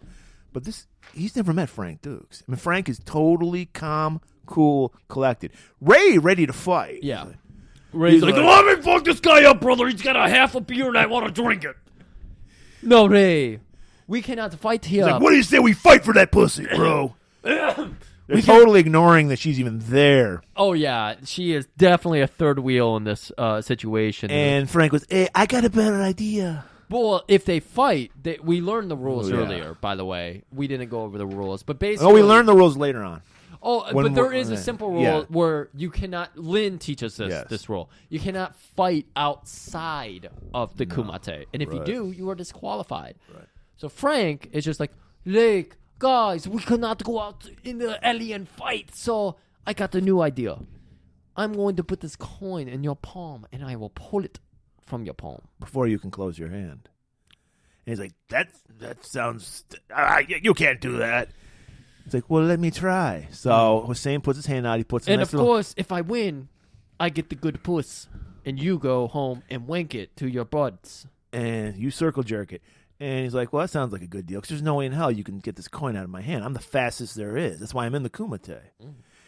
And so he puts his hand out, puts a nice little American coin quarter in his palm. Yep. And then lightning quick, you just see it. And you see the hand close. He's like, I won you. But you clearly see that there's a coin in his hand when he closes it. Right. So everybody is like, wait, Frank Duck sucks. Yeah. And, of course, Hassan pops up, and he's just like, he can feel that coin in his hand. It's heavy, and he's just like, look, American asshole, I have your coin, and now I get her coin purse. And he opens it up, and it's a token for that video game. Oh! So you're kidding me. Yeah, so not only... He's like, I guess that's his, like, you're like, what's the second place, like, trophy kind of thing? It's like, you're not getting puss, but I turned this quarter into a token so you can play a video game. You can play the video game. Compensatory prize. I can't think of the word. That. Yeah. And he's just like, I'll see you in the kumite. And he storms out. Jean-Claude adjusts his pants a little bit, gets up a little higher for when he turns to Janice, who is pissed, by the way, because she has just been bet on as and also an she's been object. working this guys for the last hour to try to find out about the kumite. That's true, because foreshadow, she's a reporter. And so he winks and goes, see you around. Goes up to his room. This is the Jean-Claude mandatory scene. Yeah, we get the next morning. We see this a close-up of him. And I believe this is like the first day of the kumite. So it is. Yeah, so he is getting... This is qualifiers. Qualifiers. All ready for it. And, of course, Jean-Claude has to harness his chi. So, yeah. So we just see a nice close-up of him, fucking peck jelly all on him. Dude, slathered. And he's just doing the fucking, going through all the 9 fucking powers. About the sunlight? Can we talk about the sunlight? It was perfect. The way it was glistening on. Right, well, it's the power of the packs. I'm sorry to interrupt. It's just so amazing. And he's going through all 9 powers of the ninja with his hands. And we're like, okay, I've seen that before. I saw Shokazuki do that in Revenge of the Ninja, big deal. And then they pull back slowly. Ever so slowly. And we see Jean-Claude doing splits in between 2 chairs. And that's amazing. And then, because there's so much sexual tension, we need a little break from it. We get fucking a shot of Ogre. You just hear a loud fart again. I think it's got cue. And then a beer crack. He's like, hey, bro, you ready for that? You ready for the fucking qualifiers today, bro? And Ogre jumps across his bed. He's doing like a nice French pose there because he's like, my buddy's French. I'm going to do a French pose. Fucking worst. I mean, in a movie full of awful outfits, he's got like sweatpants on and like giant white tennis shoes. This is reminding me a lot of Mankind. Like, this is a Mankind. This is a Mick Foley character. He is Mick Foley. He's just a sloppy, no physique at all. Exactly. And he's across the bed. And even he's got the Mankind mask on. I'm sorry, but I am a professional. He's got Ray's got a chub going too because John. Well, he's wearing sweatpants. How can you hide it? Exactly. He's like, I was at the strip club, brother, and I gotta tell you. You know what? That makes sense because all that pussy talk, it's masking something else. You think? Yeah, I think he had more than a friendship. For You think Frank. he likes crowning men for real? I think at least Frank, yeah. Okay.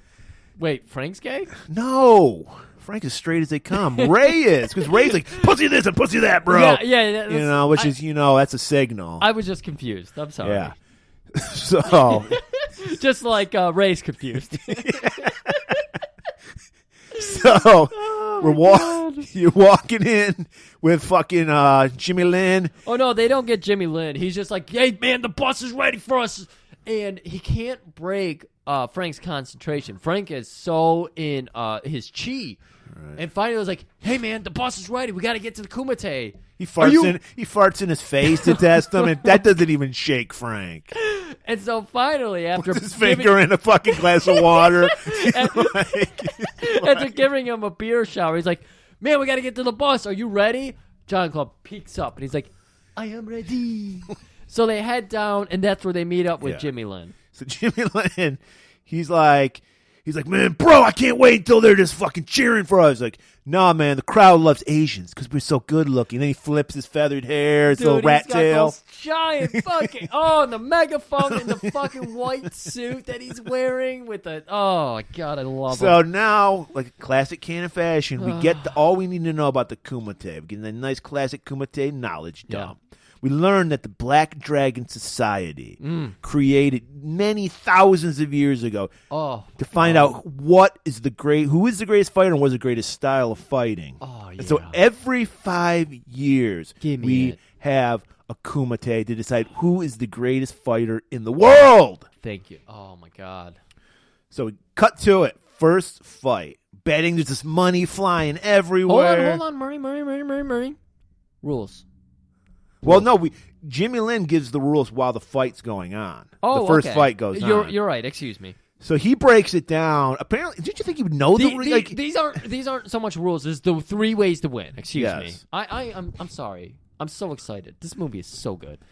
Jimmy breaks it down while they're watching the first match. He's like, look, there's only 3 ways you can win in this fucking Kumite. Yeah. You can knock a motherfucker out. And Ray, of course, is like, oh yeah, brother, that's what I'm planning to do. What? You can make him submit by saying Mate.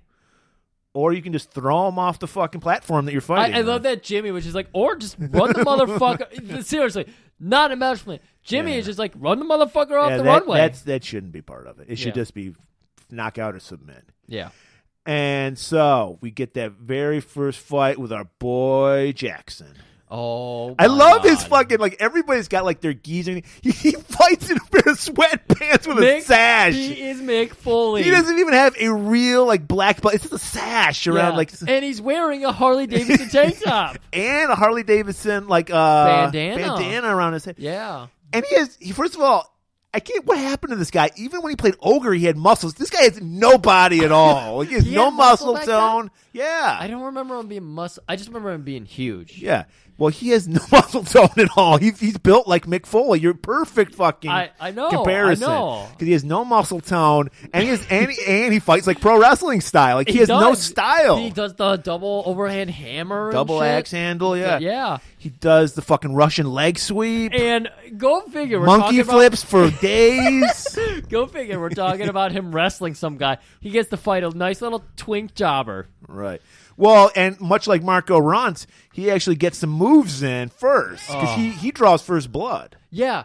Well, because he's trying to help him get his edge into the business. I thought Ray was just toying with him and he didn't take him seriously. Well, no, that's what I meant. Yeah. I guess. And then, but when Ray sees blood, he just loses his mind. He's playing it up for the crowd, I think. He was doing a lot of that. Like you said, it's pro wrestling style. Mm-hmm. Like he loves, and Chung Lee adopts a little bit of that later on. Yeah. But yeah, he's like milking it for the crowd. Like, yeah, bro. He's doing those fucking like Hulk Hogan, like hand to the ear and shit. I gotta say, this kid, he actually came to the platform with grab them cakes. I mean, it's crazy. Grab them cakes.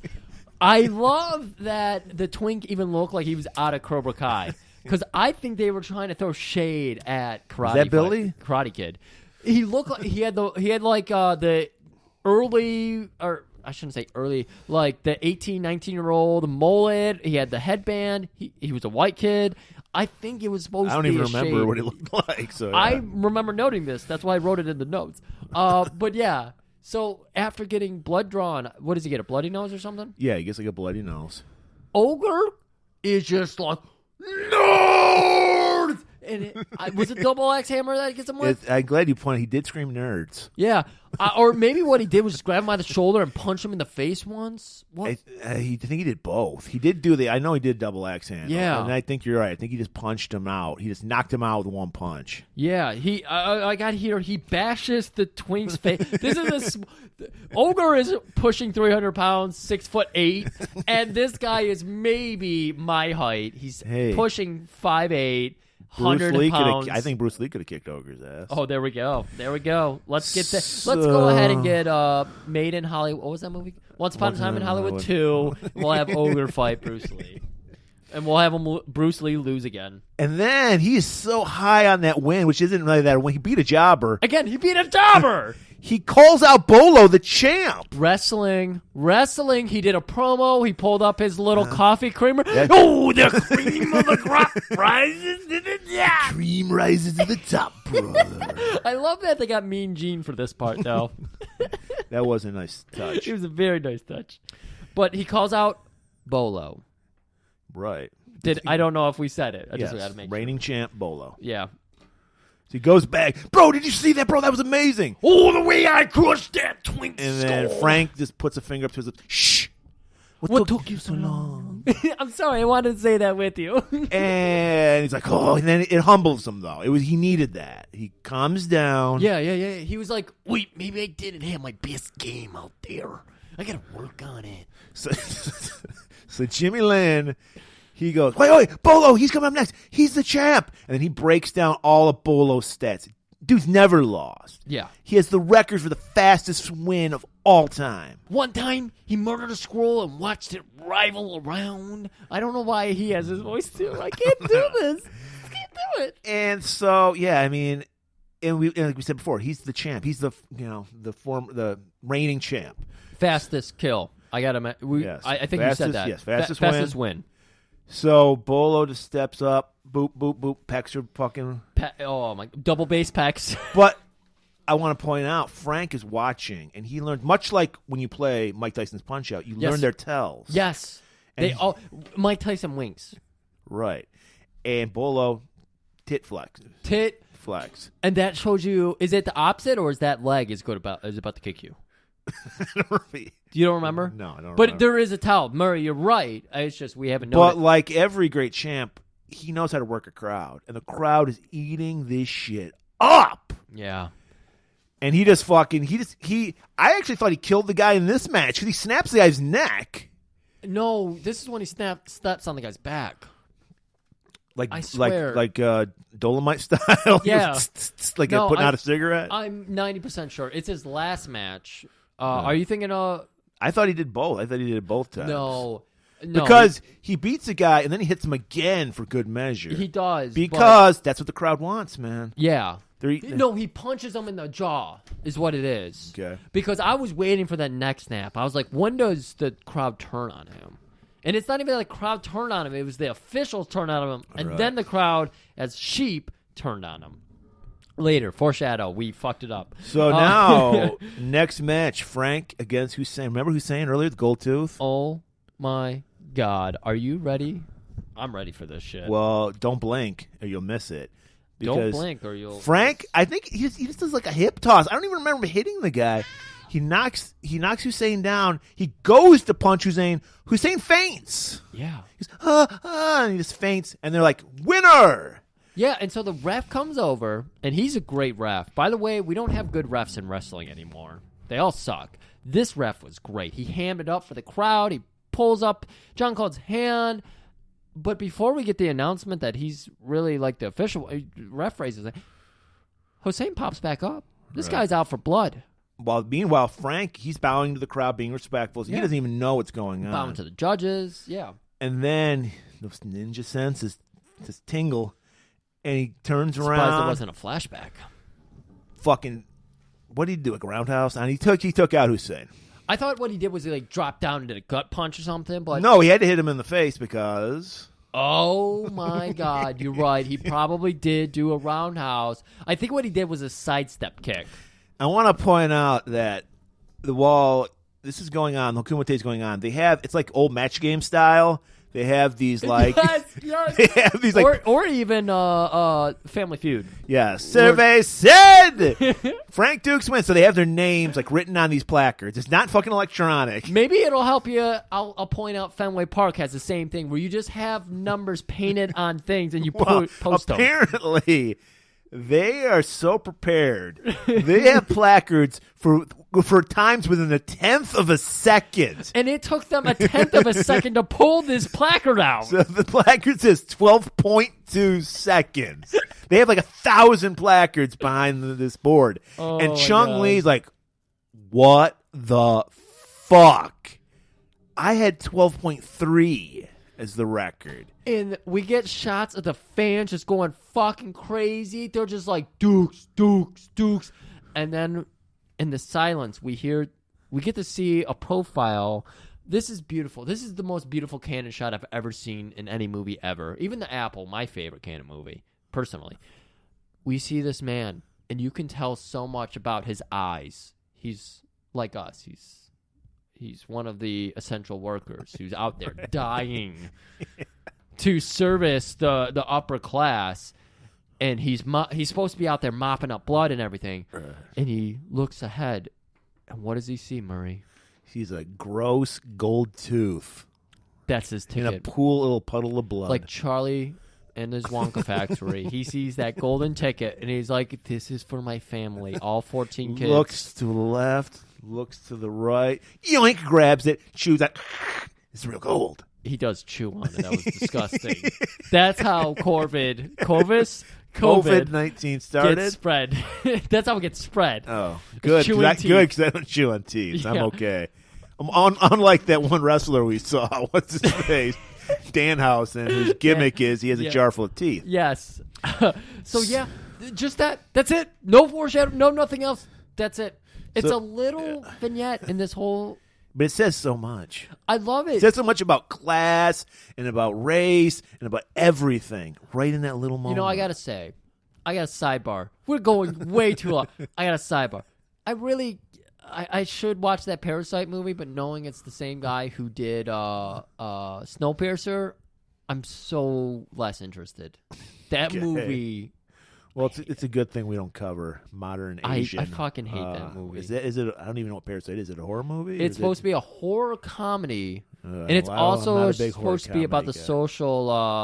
social class and sure. everything. I'm sure. Just say you saw it. I'm interested, but I do not want to watch it. So, what did we say earlier? This is a 90-minute movie, so we gotta crank it out.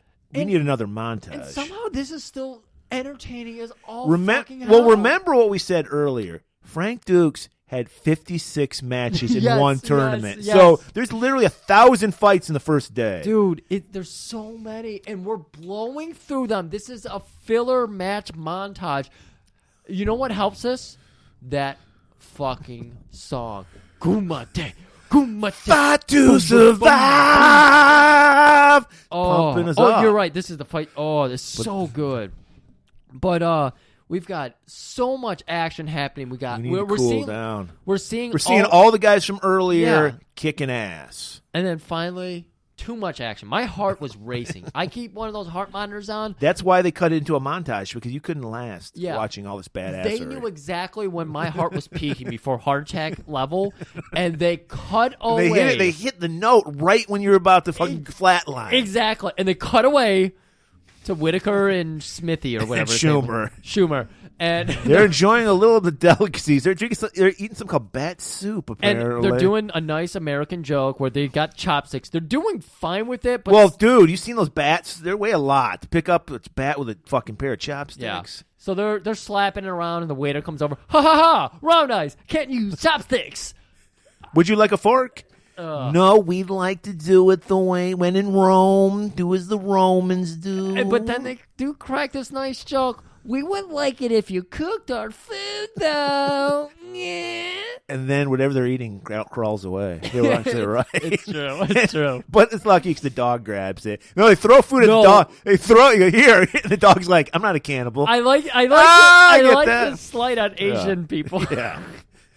The dog's like, "I don't eat my own kind." The dog turns his nose to it. Oh, because my God. because that's the joke, Griff. They're giving him dog. I get the joke. And Thank you, so they're like basically the Keystone Cops. These guys are goofballs, but we love them. yeah, and suddenly, our MP from earlier, or not Inspector, MP, he arrives. Inspector, Hong Kong inspector. I guess some palms got greased because Yeah. loose lips now. He's loose lips everywhere. Everyone's been soaping up. And he's like, "You looking for that Dukes guy? Don't you didn't hear it from me."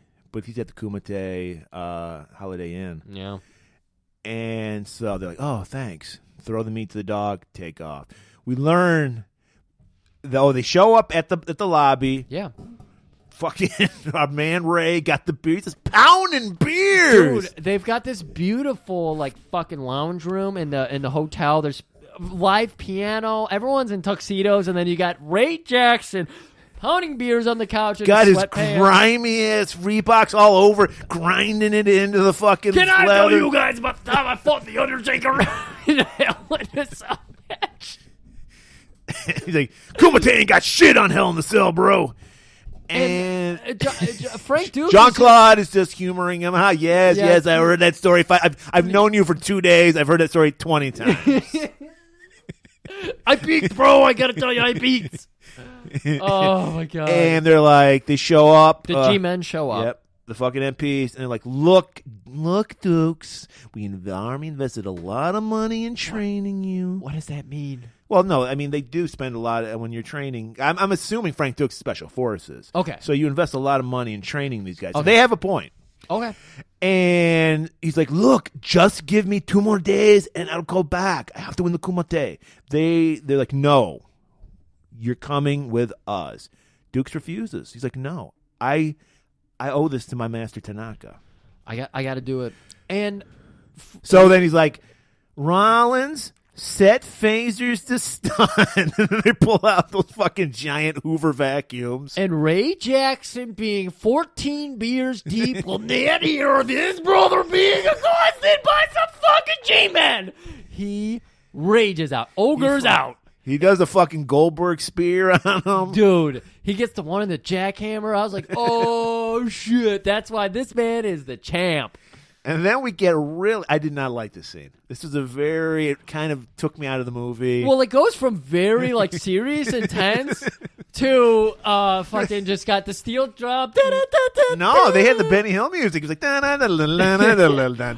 I was going for was just fun, jovial music. I don't know. I did not like this scene. No. So it's just like a little goofy little comedic scene where they're chasing Jean-Claude all around Hong Kong. He's running across there's like a bunch of little boats in the water, and Jean-Claude is running across. He's so fast. He's running across the water. He's not even going through the boat. Yeah, he's not. Jesus, man. He's running. Oh, my God. I didn't even put that together until just now. Frank Dukes was basically saying, I am Jesus. Jesus was based on Frank Dukes. Flip. Oh, that's the Bible I want. And then so our Schumer and Whitaker, they're like, they're like going across the boats, and finally they do a big old water. pratfall into the water, and then man. fucking Schumer accents it by spitting out that filthy fucking river water. You know that water is fucking disgusting. And Frank is like pulling out his Mentos, popping a couple in, and he's like, I got a date, boys. See ya. Wouldn't want to be ya. Oh, man. And so, yeah, he cut through that day because he told Janice, I will tell you all about the Kumite over a nice candlelit dinner. We're going to have a nice catfish dinner. I don't know why this fuck? voice. Yeah. Don't know that voice. Not every character sounds like that. Right? So my new voice. Post-Corbin Griff voice. So she's like, look, I want in to the Kumite, and I also want you in me. Well, I don't know what I can do about that first part, but I think I can do something about your loose change purse. Okay.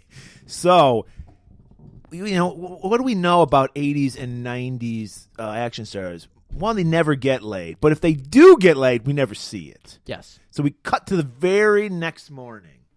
And here's another Jean-Claude staple. Oh my God. The camera starts out on what we think is about to be a very new Janice. She's waking up. Hair is still perfect, by the way. Hair so and makeup perfect. must have been a pretty senile sex scene. But she wakes up and she's looking around and she's like, Frank. And then the camera plops back 45 feet to Jean-Claude, and he is just waking up and getting himself dressed and Pulling on that banana hammocks. We get the nice fucking butt shot.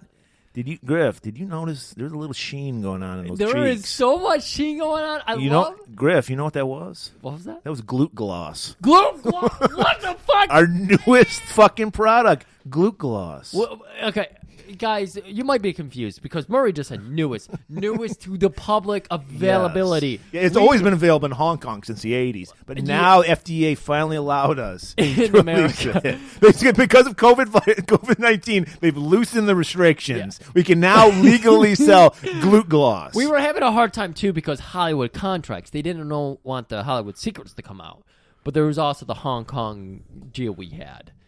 So we see Jean-Claude. He pulls up that band. Well, hey, I'm not done with my spiel yet. Oh my God, there's Griff, more. Glute gloss. I am so amazed. I can't wait for this. It's the one that glazed your buns. You want your honey to be shiny. Get glue gloss from Merman Industries.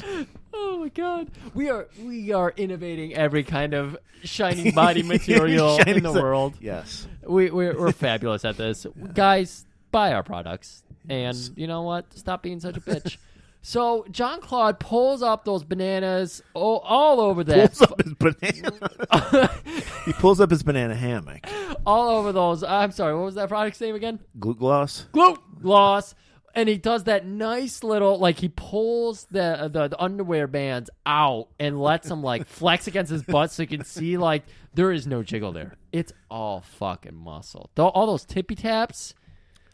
Oh, my God. All those splits paid off. And, by the way, our camera is centered on this. We don't know what's going on. We just see fucking butt. Yeah. That's Great good. ad for glute gloss. And Great he's like, I'm for glad glute you gloss. like that fucking because I can't help you with the kumite. I cannot help you. And he's like, baby, I got to go. Round two. Round two today. Round two with you later tonight. Oh. I can't believe you do that, dude. You lose your chi fucking. You're not supposed to be fucking in a tournament. Man. Maybe they didn't fuck. Maybe they didn't. I didn't notice any sweat socks on them, so I don't think they fucked. Oh, that's a good point. That's a good point. So I think they just cuddled for the night. So I love this. But Duke shows up for the tourney, and they're still doing like some initiation type shit or whatever because Jackson's like, look, brother, I just had 4 beers, and I got to tell you, I did a snifter of cocaine in the bathroom, and I got to show you my breaking ability. Snifter of cocaine. What's a snifter? I don't know. That's what you said. Okay. Snifter's He a real did a thing. couple lines of coke. He's he's flying high. So he's like, you see this brick here? I'm going to break it without a scratch. And he hits it, and nothing happens. Oh, he breaks the top brick, but he wanted to break the bottom. Oh, the bottom one. brick? Yeah. So he pulls up another fresh brick, and he's like, look, brothers, not a scratch on it. Until now! And then he busts it over his head. Right. And the dude's That's just a like, classic pro wrestling move. He's like, yeah. Jimmy Snuka, eat your heart out. You get a coconut, I'll break a brick over my head. See, I don't get this because he's already in the tournament. We already saw him fight. And No. This is just he's trying to prove to himself that he can do the dim Okay, lock. he did it for like the judges who judge Jean-Claude. They're just fucking around. They're like just Okay. goofing off before the shit gets real. He's just so fucking he's a consummate entertainer. He's a pro wrestler. That's a good point, Murray. I love how good we are at our jobs. So Jean-Claude, he's just like, ha ha ha, just laughs it off. Looks around. Janice looking like the best fucking escort you could afford. Got her Exactly. fucking dynasty dress on. She's with. I'm gonna go ahead and call it. I don't remember his name. We haven't think he had a we name. haven't officially released this episode yet, but she looked like the guy from Kinjite. Or he looked like the guy from Kinjite. I'm pretty sure it was that man. And so Yeah. I don't know. They all look That the man. same to you. But Oh, goddamn you. we did touch her in her holiest of holies. And he was a businessman. Yeah. He's into them younger, but, he was into Janice. And he actually fondled John Claude for a little minute there. And he eventually joins Janice. And so Janice is there. What the fuck is Janice doing here? Well, like we learned, girl's got to find her way in. If he's gonna fucking stonewall her, she's gonna find her own way because she is tenacious. We'll learn later in a scene that she is a tenacious reporter. Just like Fleetwood Mac, you can go your own way. And they went their own way. Mm-hmm. And so she's not in. Boy, she's in for a surprise because she doesn't know what she got herself into because the matches start. Get another nice montage. We see our man Paco beat Bruce Lee. Oh, yeah. We see Dukes just beat some jobber, just paintbrushes him with his tippy-tap fucking kicks. Again, this beautiful, just like high energy. Kumate, kumate, kumate, kumate. You think some cannibalism was about to happen with just high energy. It's Bolo awesome. fucking snaps a dude's leg. Dude, and then they show it, and it's like, it's compound so good. fracture. Oh, it's so good. Dukes in another fight. Like we said earlier, you fight about 50 times. I love how on the first day you fight once, second day you fight 12 times. Yeah. They gotta space out the fights. And there was like 3 fights on the third day, so the second day is like 4,000 fights. Right. Yeah, and so Dukes, he's still in it. He's got his chi going, it's flowing. He's just glowing. He's just fucking kicking. He was doing this thing where he's like hopping on front leg, back leg, like shoulder shrugging. He's such an asshole. He's smug. I hate this. I hate it when the football players get a touchdown and they do a dance. Like, it's horrible. Just drop the ball. It's not the spirit of the game, Griff. Drop the ball. You got the touchdown. Go back to the line of scrimmage. I'm glad you brought that up because people are giving all these fucking freedom fighters shit for like storming in the middle of a pandemic. Yeah. When the real bullshit is when guys kneel for the national anthem. That is real un-American shit. I can't stand them. Strap your guns on. Get near people when they're in the middle of a pandemic. Pull out your Confederate flag, but you live in a northern state for some reason, and it's about getting a haircut. Yes, I gotta get my haircut. You do. I look fucking great. I don't know what's going on with Griff. I'm clean shaven, short hair. Griff looks like a homeless man. I came straight out of Jumanji. You did. I look fucking horrible. And so we finally get a Dukes fight that we care about because we meet this crazy black guy. God, don't say that about him. As a kid, this was my favorite. I thought Monkey Man was your favorite. I'm sorry. They're all the same to Griff. That's what we're learning from this episode. If you're not white, they all look the same to Griff. How can I be a racist? This guy was Black Chris Benoit. He was great. I loved because him. he was intense and he did the Chris Benoit. Did you watch throat slash? You watched the behind the? Yeah. Oh my god, that was so good. Chris Benoit is insane. Not really. He murdered a child and his wife. The Canadian murderer. Yeah. Canadian crippler. And he does the Chris Benoit move where he does the throat slashing thing. And then fucking Frank just destroys him. He kicks him in 1 second and kills him. And he knocks him off the stage in 3 seconds. That's the world record. Well, that's the thing. Frank doesn't care about world records. The only record he cares about is winning the Kumite. So they probably glossed over. Like Chung Lee would just be not stop talking about it. Oh. And so they just brushed over that. And Murray, we get to my favorite fighter. I'm sorry about the confusing black people here. Sure. My favorite fighter as a kid, I used to run around the backyard doing his style because I love this man. He was supposed to, I don't know what And in he's Griff's supposed to come defense, from. is from all the Kung Fu movies I've seen, it is called monkey style. Yeah. So he's kind of like crouched down, and he's Yeah. rolling around on the ground, and he's fighting the sumo wrestler. Yeah, the fit as fuck sumo wrestler. Yeah. And He's probably the leader of the Dark Order. okay. And we're getting too inside baseball with Yeah. these fucking. Okay, so it's kind of back and forth, but then we learn the sumo wrestler, his move is the bear hug. It's just the bear hug. Of So he course it puts is. fucking Monkey Man into a bear hug and just breaks his fucking back. Yeah. Bolo, still on a tear, still murdering people. Nobody cares. Dukes, finally. This is probably his 23rd fight that day. He meets up with said sumo guy. Yeah, that's right. So they go back and forth a little. Dukes is forced to remove his top of his gi. Yep. Does a little bit of pec flexing Just a little himself. Chung notices. They just go to him in the background. He gives a little eyebrow raise like The Rock. Oh. And then it was a perfect move because the sumo was infuriated by this. Right. So he comes charging. Sumo are not about charging. They're about patience. I thought that all sumo was charging at each other. Is that what sumo is? You might be right about that. I haven't watched sumo. I haven't watched anything in a long time here. It's just been watching paint dry, or I should say, thin set mortar dry. And so he charges at him, and John Claude does the classic John Claude. Goes to splits.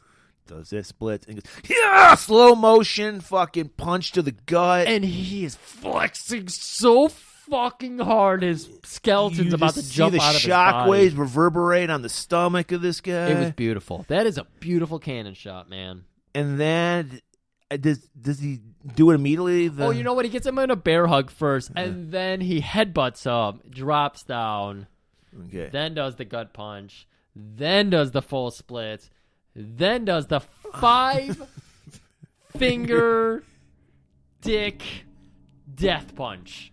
Right, and no, you ain't getting up from that. And he wins it. So, next fight, our boy Ray Jackson. Oh my God. He's getting his wish. He's fighting Bolo. Oh my God. Dukes, who's always scouting his opponents. Ray just fucking, he's just drunk. Ray, do you need a minute? He's just drunk half the time. So he doesn't even know where the fuck he is at this point. Well, they probably had to go find him in the arcade and pull him away from the machine. Like, dude, you're up next. You got to fight Bolo. So he's like, look, his stomach is his weak point. His pecs are impenetrable. But do not go near his right leg. But he's much like King Hippo. His stomach is his weak point. Oh man, there was a big breakthrough in the Mike Tyson speed run where they figured out how to manipulate King Hippo. Interesting. Maybe we'll do that for another episode. So, he's like, fuck it, bro. I don't give a shit. I'm going to turn my baseball cap back. I'm fucking going over the top. Jax, you are not wearing the baseball cap. You're wearing a banana. But you cannot win. You cannot win the right leg. So, once you know it, I think fucking Chung was playing possum because Jack comes out strong, man. He's hulking up immediately. Dude. And he does this fucking double axe handle on Chung, draws a little blood. Oh, my God. And we're like, holy shit, the movie's over. He's going to beat Chung Lee. And we're going to have friend versus friend in the finals? What the fuck? Like wrestling, fucking Jax is going around the crowd, cheering him up. There's a top rope there for some reason. He climbs it. He's just like...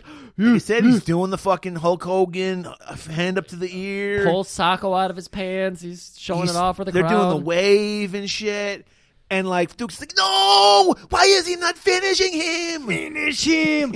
Get him in the torture rack! Give him the old Razor Ramon fucking... Razor's Edge. Razor's Edge! And Bolo, he just wipes that blood off his lip. Yeah, he does the old kid. Did he? Flicks it at I him. forgot. It was really gross. He loved to blow snot rockets. He did. That was really gross. Bolo was such a... They caught Bolo in his essence. He fucking loved this shit. I really want to watch more movies with him because throughout my childhood... he's in like 100 of them. He was always the villain, and I fucking love him. So Bolo just goes, time to Hulk up, and starts destroying fucking Ray. It's sad. It's sad. It's like watching Mick Foley being thrown through the steel cage onto the tacks. It's devastating. In fact, I think that's what he did. He just pulled out a bag of tacks. I don't know where he pulled those, because he has this magical belt where he can pull out a lot of shit. Exactly. He pulled out the sack of tacks. It's like a video game. It's just infinite inventory in his belt. And he just fucking destroyed. And then he's won the match. He doesn't have to do this. Because Ray is just on fucking, he's out of it. He's been concussed about 14 times at this point, and he can't even say Mate. He's just out. And fucking Duke, he's looking for the towel to throw it in, whatever, to stop this. Yeah, he's at the stage or the Chung runway. Lee just death stare at him, and then goes, boom, the final crushing blow. Yeah, was it a punch or did he kick do a stomp kick? I don't remember. I think it was a stomp kick. You were probably right. And so the lights kind of fade, and we go away to a new scene. Well, no, he grabs up that Harley Davidson headband. Excuse me, yeah. Blows his nose in it, and then I he think goes. He got a little smell of it too. And then he taunts Dukes with it. I think he was going to give it to him. Then he grabs it in midair. I think what he just did was a weird, a nice little bolo touch to it because he tosses it and then grasps it and then flexes. And the crowd goes wild. They're eating it up. He's so fucking. Bolo Young is so good. So now we're in the hospital. Ray's not dead, but we don't even know if he's brain damaged because he normally acts like he's brain damaged. That's true. He's just like, give me a beer, bro. He's in a coma begging for a beer. Beer. You'll notice that there's two different drips in the room. One with beer mainlining into him and one with whatever. Like saline solution. Saline, yeah. Oh, my God. So the doctor's like, this guy is quintuple concussed. I have never seen this before, but I think he'll pull through. And, of course, if they were in America, he would be absolutely bankrupt at this point and probably be owing the hospital $1 million. Get a real job, Ray. Get a real job. Yeah. So Janice is suitably freaked out. She's never seen this before in her life. She spent a whole day, and there was 1,000 fights in the second day. And she's seen every way imaginable to maim a human being. And so she is traumatized herself. And he's like, I will do it for you. And Jan's like, no, you won't. You need to stop. I'm calling the police. I'm shutting this Kumite down. He's like, no, you can't. And then they have this fucking heart dart. She's like, why do you want to do this? Look, why do you want to be a reporter? She's like, well, my father was a reporter, and I just felt like this is the thing to do. Well, if that's what you want to do, why? You want to be the best reporter? Am I wrong? Well, yeah, you're right about that. What is the same with me? I made a promise to my dying master. What's that say? I have to be the beast. And this bitch just does not get it. Get it through your head. So she runs immediately to the inspector.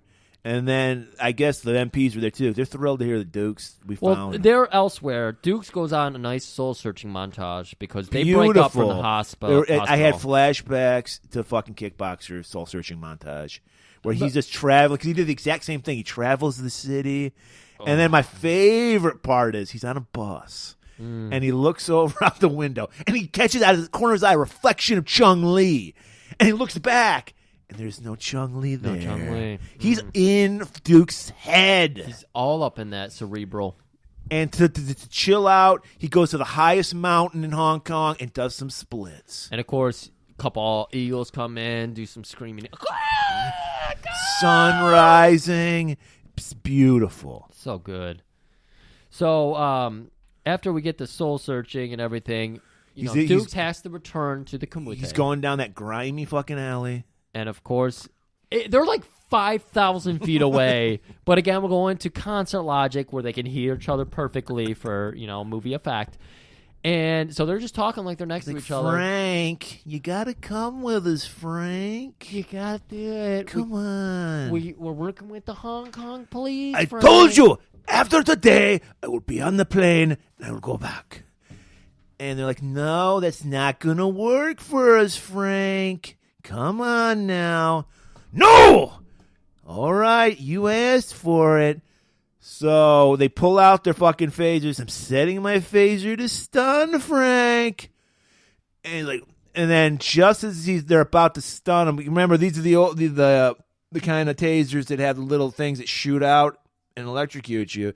Frank, like lightning quick, grabs the lid of a garbage can.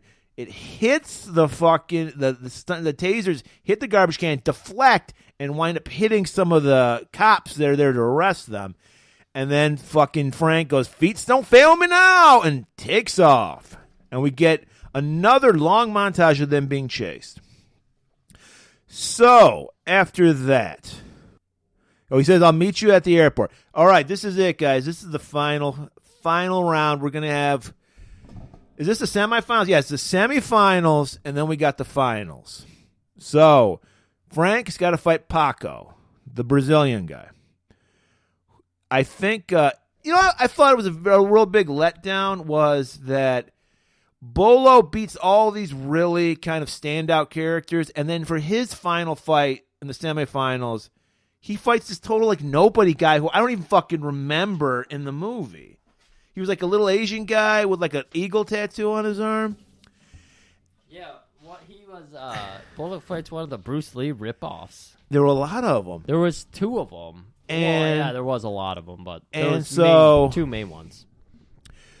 Dukes, him and Paco, they're kind of going back and forth. Paco's doing that Muay Thai clinch on them. They're like doing the thing where they're kicking each other in the ribs. Like, come on! Yeah. And they're trading kicks. That guy knocks him down for the first time, though. Yeah. Duke actually... Well, he's got a lot of shit on his mind. The best friend he's known for 2 days. Yeah. The best friend of his life. And his master. He's got a lot of such pressure. a piece of shit. Of course, only one person who just met him in a foreign land over a lot of beers Dude, would actually think when you're in a he's kinda foreign cool. land, you stick to your own kind. That's right. And so, yeah, they're going, come on, hit me. They're kicking each other in the ribs. That was kind of helping him focus all of his energy. Janice is in. like licking her lips. She's like, I'm kind of getting into this fucking shit. Yeah, I wasn't into him the other night when we were in the same bed, but now I'm kind of into But Frank, he just takes him out. I don't even remember. I don't care. Fuck Paco. Well, what happens is that, Murray, come on, this is my childhood movie. So they're exchanging kicks one by one, but eventually the Brazilian, he can't do it anymore. He just can't get his leg up there. Jean-Claude's tippy-tap fucking skills just take over. And it was going one, and then it's just one. And Jean-Claude goes 2, 3, 4, 5, and then he just roundhouses him. Okay. And it's a slow motion close up on his bloody nose, and he's it's intense. John Claude's not fucking around anymore. Excuse me, Frank Dux. You sold me on that fight. I thought it was nothing. It was big. So what isn't big is Bolo fucking with his no-name jobber. How did this twink get all the way through? This is Marco Stunt getting all the way to a championship match. Politics, just like wrestling. Yep. But Bolo squashes him, and then at insult to injury, just decides he's like, how can I make this boring fight interesting? I know, I'm gonna murder this guy. Yeah, I don't even remember what had him so pissed off. He was just like, I'm gonna fucking murder this kid, this baby boy. And he snaps his neck. And then Griff, it was the right thing to do because the crowd loves it. They eat it up. Dude, everybody in the audience is like, Chun Li. Everybody in the audience but our panel of judges. Yeah, because Chun Li is milking the crowd as he does. Right. He's He learned from fucking Ray. Yeah. And then finally, he makes it around to the council, and he looks up at them, and he's got big, bright eyes. His double bass He's looking for their pecs approval. are going crazy right now, and he's yes! And they turn their backs on him. Turn their backs. First, the ref kind of turns his back on him. Yeah, the ref was the first one. And then they're out there like, that is not honorable. We can beat people into a coma, but you cannot kill them. And finally, the crowd, after seeing all their leaders go quiet, they're like, oh, shit. Well, Bolo's like, holy shit, I got to fix this. Because he's losing the crowd. So he gives the whole like blow off to the judge's move. And then he points to fucking Frank. You're next. Oh, my God. Uh-oh. This is it, guys. The final match. You didn't think it would take us 2 hours to get here for an hour and a half movie, but here we are. Bolo, he's seen enough of Frank to know he's like, I might need a little edge. Yeah. So and they have like what do they call them? The ringmen, the people who help them, like wash bucket and massage the shoulders. Yeah. What do they Cut call men. Huh? Cut men. Cut men? Yeah. Okay, so they go to the corners, they got their cut man, and Bolo's cut man is like, slip that in your little inventory there. Hands him 2 tablets of Alka-Seltzer. They crush And goes plop, plop, fizz, fizz. And then winks at him. Oh, what a blind man can't see. And then we see fucking Bolo tied that ugly, greasy Harley Davidson bandana around his knee. Oh, my He's God. like, this knee's going to fuck you up. We don't have smell-o-vision, but you could smell the alcohol They were flies swimming around. Yeah, you smell the alcohol and grease and sweat just flying off that shit. Oh. So they square off. They actually, I don't know why they turned the fucking platform into a skateboard ramp. I know it has. Wasn't it like that the whole time? No, because the guy says prepare the platform. Oh, The judge. okay. So yeah, there's It was like just flat before. yeah. So there's like a one big square in the middle, but then there's these two appendages. It's a skateboard ramp. Yeah, that turns it into a little like fucking half pipe almost. Saddest half pipe ever, These but a half people pipe. know how to. If you've been doing this for thousands of years, you know what the crowd wants. And if you know Star Wars, you know about the higher ground. So what they're trying to do is give people higher ground. If you know about Red Hot Chili Peppers, you really know about the higher ground. Oh my God! Can you tell me about being under the bridge again? So they're in their corners. They're doing like the weigh-in and everything. They're not even doing the weigh-in. They're just getting them ready. To In fight. this corner. And so Bolo has some nice words right before the match. Break my record. Now we break you. I can't not do this voice. Break my record. Now I break you like I break your friend. Oh my God. And that just fucking sets Dukes off. That you did not say that. He will not punch before the whistle, but that starting bell, whistle and bell, what is wrong with me? So that starting bell goes off, and Jean-Claude nails him with the fucking fastest kick in the West. And he pummels him. He starts off on total offense. And fucking Bolo shook. So he does. What do you do if you're a classic heel? You do the classic ref bump. He throws the ref into fucking Jean-Claude. Jean-Claude just avoids him. He's got the tippy tap. He's got it cocked and ready, but stops it an inch away from the face. You get the zoom in, the ref's eye, like I thought I was about to die. I had a montage of the time I met my wife, my sensei's wife. Anyways, I tried way too hard with that. So yeah, he's tippy tapping the fuck out of Bolo. But like we learn in kickboxing, tippy taps don't have a lot of power, so they're not affecting him too bad. So Bolo recovers, throws a quick punch. He's gaining the momentum. He is, and he tries to go for he's really trying like wrestling today, where they try to hit each other with each other's moves. He tries to use Ray Jackson's own fucking double axe hammer on Frank Dukes, but Jean-Claude, he knows this move, so he eludes it and fucking like gets Bolo in some kind of armbar and like tosses him across the runway. And so like every classic 80s sneaky Asian stereotype wrestler, like Mr. Fuji, he goes right into his tights, whips out those Alka-Seltzer, crushes them up, and fucking just throws it into the eyes, much like your wrestler friend we saw Joe. The powder, protein powder, he threw in the eyes. Powder. And then this is probably the greatest acting of Jean-Claude's life. I mean, It really is. Why wasn't he considered for Daredevil? Because the way he plays blind is so amazing. That's why I got canceled. But he's still getting hit. This Bolo's just boom, body blow, uppercut. Dukes is just out of his mind. He can't see, but he can see inside. And I love this shot because we have a close-up of Dukes, and he's crying out. He's bleeding. His eyes are just like swelled up from this horrible Alkaloid tabs in his eyeballs. Well, fuck, dude. Altoids burn. Or That would be horrible to have Altoids. Yeah. That's what I would use.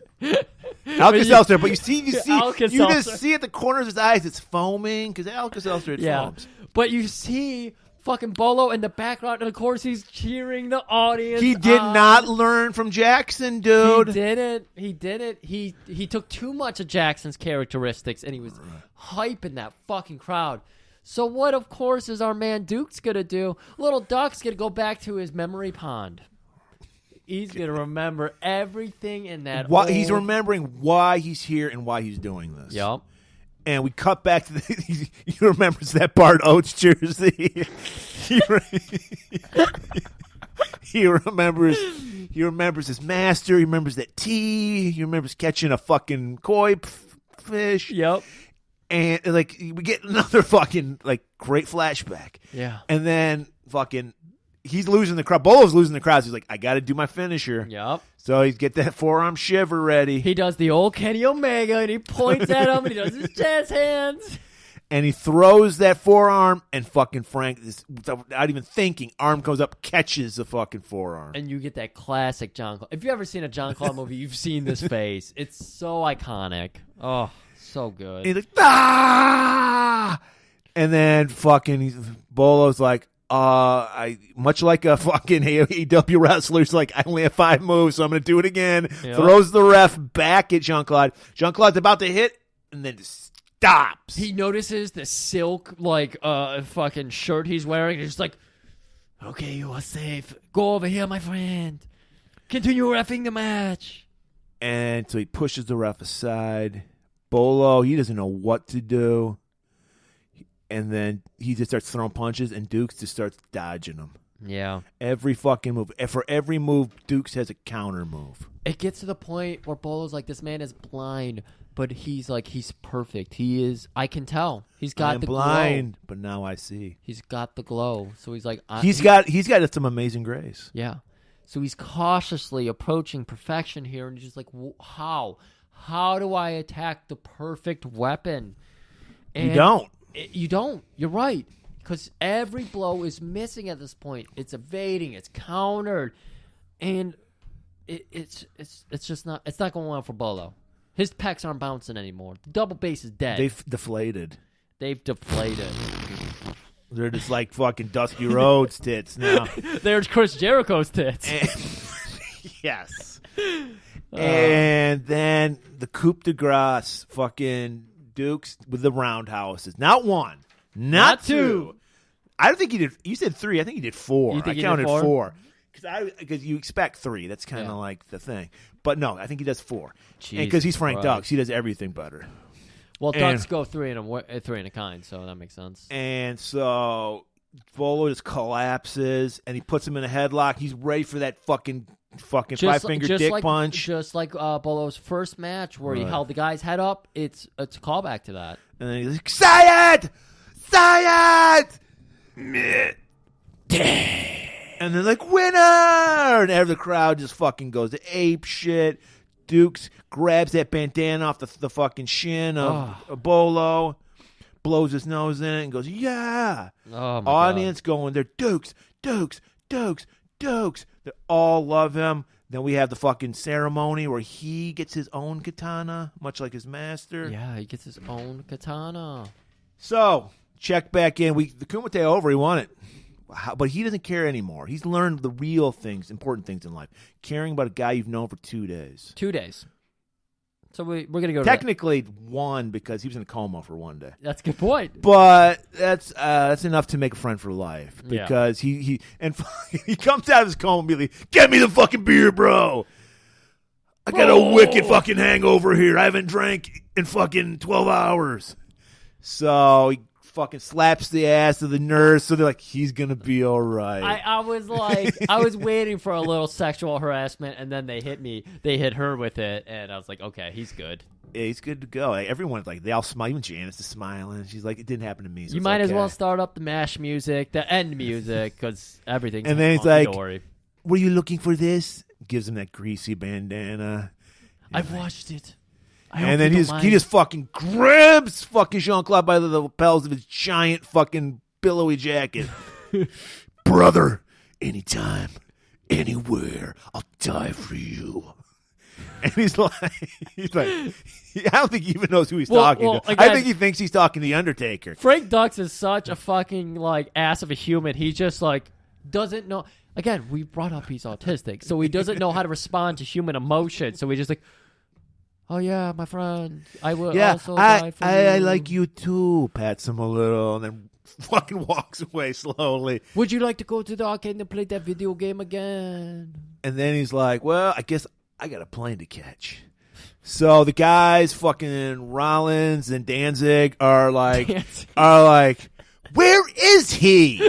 He said he'd be here at exactly 5 after 6. Oh, and the camera's fixed in a way where we're looking up at them at the steps of the airplane, and we're seeing the back where they should be going up into the plane. Jean-Claude pops out, got his fucking pants up to his armpits. Hey guys, you gonna get on the plane or what? I've been waiting all day. And they're like, they look at each other. Dukes. And then while they're doing that, Janice pulls up. So you see them walk by him into the plane, and Janice, she pulls up in the little bus there, their little airport terminal bus. And she's just like, is he gonna run the risk of getting like dishonorably discharged to stay with me? Fuck no, he's not. No. He's a man on a mission. They do the fist into the hand bow. Yeah, and then they do the first power because Yeah. she's only good enough to Yeah. figure out how to do the first power. He showed that one. He's like, I got the move I want to show you tonight. And she's like, really? And then he's showing her ninja move. She's like, I thought we were going to fuck. I'm stupid shit. Yeah. No, I don't know how to fuck. I'm autistic. So, like I we- said, I don't think they fucked. I don't think they did either. I don't even think he got naked. I think he was just changing his clothes and I she think woke so. up. I told you her hair was perfect. Nothing happened in that bed. Some sleeping did. That's about it. So, wow. We're back fucking shooting on all cylinders. I didn't think we'd ever be back. Oh, Who my knows God. if we will? Because I'm going to tell you guys right now, you're getting episodes when you get them. I'm not making any guarantee we're going to be doing weekly. 'Cause who the fuck knows if we're going to be alive in a fucking month?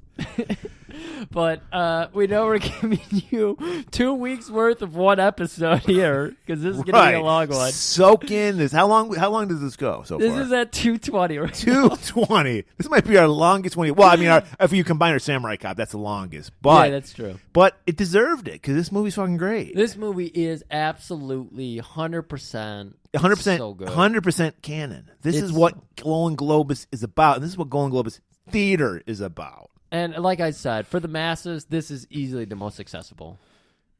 Yeah, both the movie and this episode. Yeah, for sure. So I don't fucking know. We already typed up our notes for Angel Town, so we have to do it. So I'm just gonna say Angel Town. We've gone from the highs of Jean-Claude Van Damme to the lows of Olivier Gruner, who's the poor man's Jean-Claude Oh, my Van God. Damme. So I guess there'll be a good compare and contrast for the next episode. It would be, yeah, that'd be good. So yeah, next episode will be Angel Town. Who knows? We're toying with the idea of doing a straight to video action hero month. Maybe that our next few will be that. I don't know because I don't really want to talk about Get Even. Yeah. So I don't know. So hey, we can say that's a directed video. because that- well, it is technically. yeah, exactly. So yeah, that'll be another fucking 2.5 hour episode. Dude, there's so much to unpack there. Ugh. So okay, we will see you whenever we see you, and please, people, keep it 6 feet away so we can get over this shit and get back to normal. Yeah, no kindling here. Don't keep it warm. Keep it 6 feet apart. A Golan-globus production, another good one from Canon.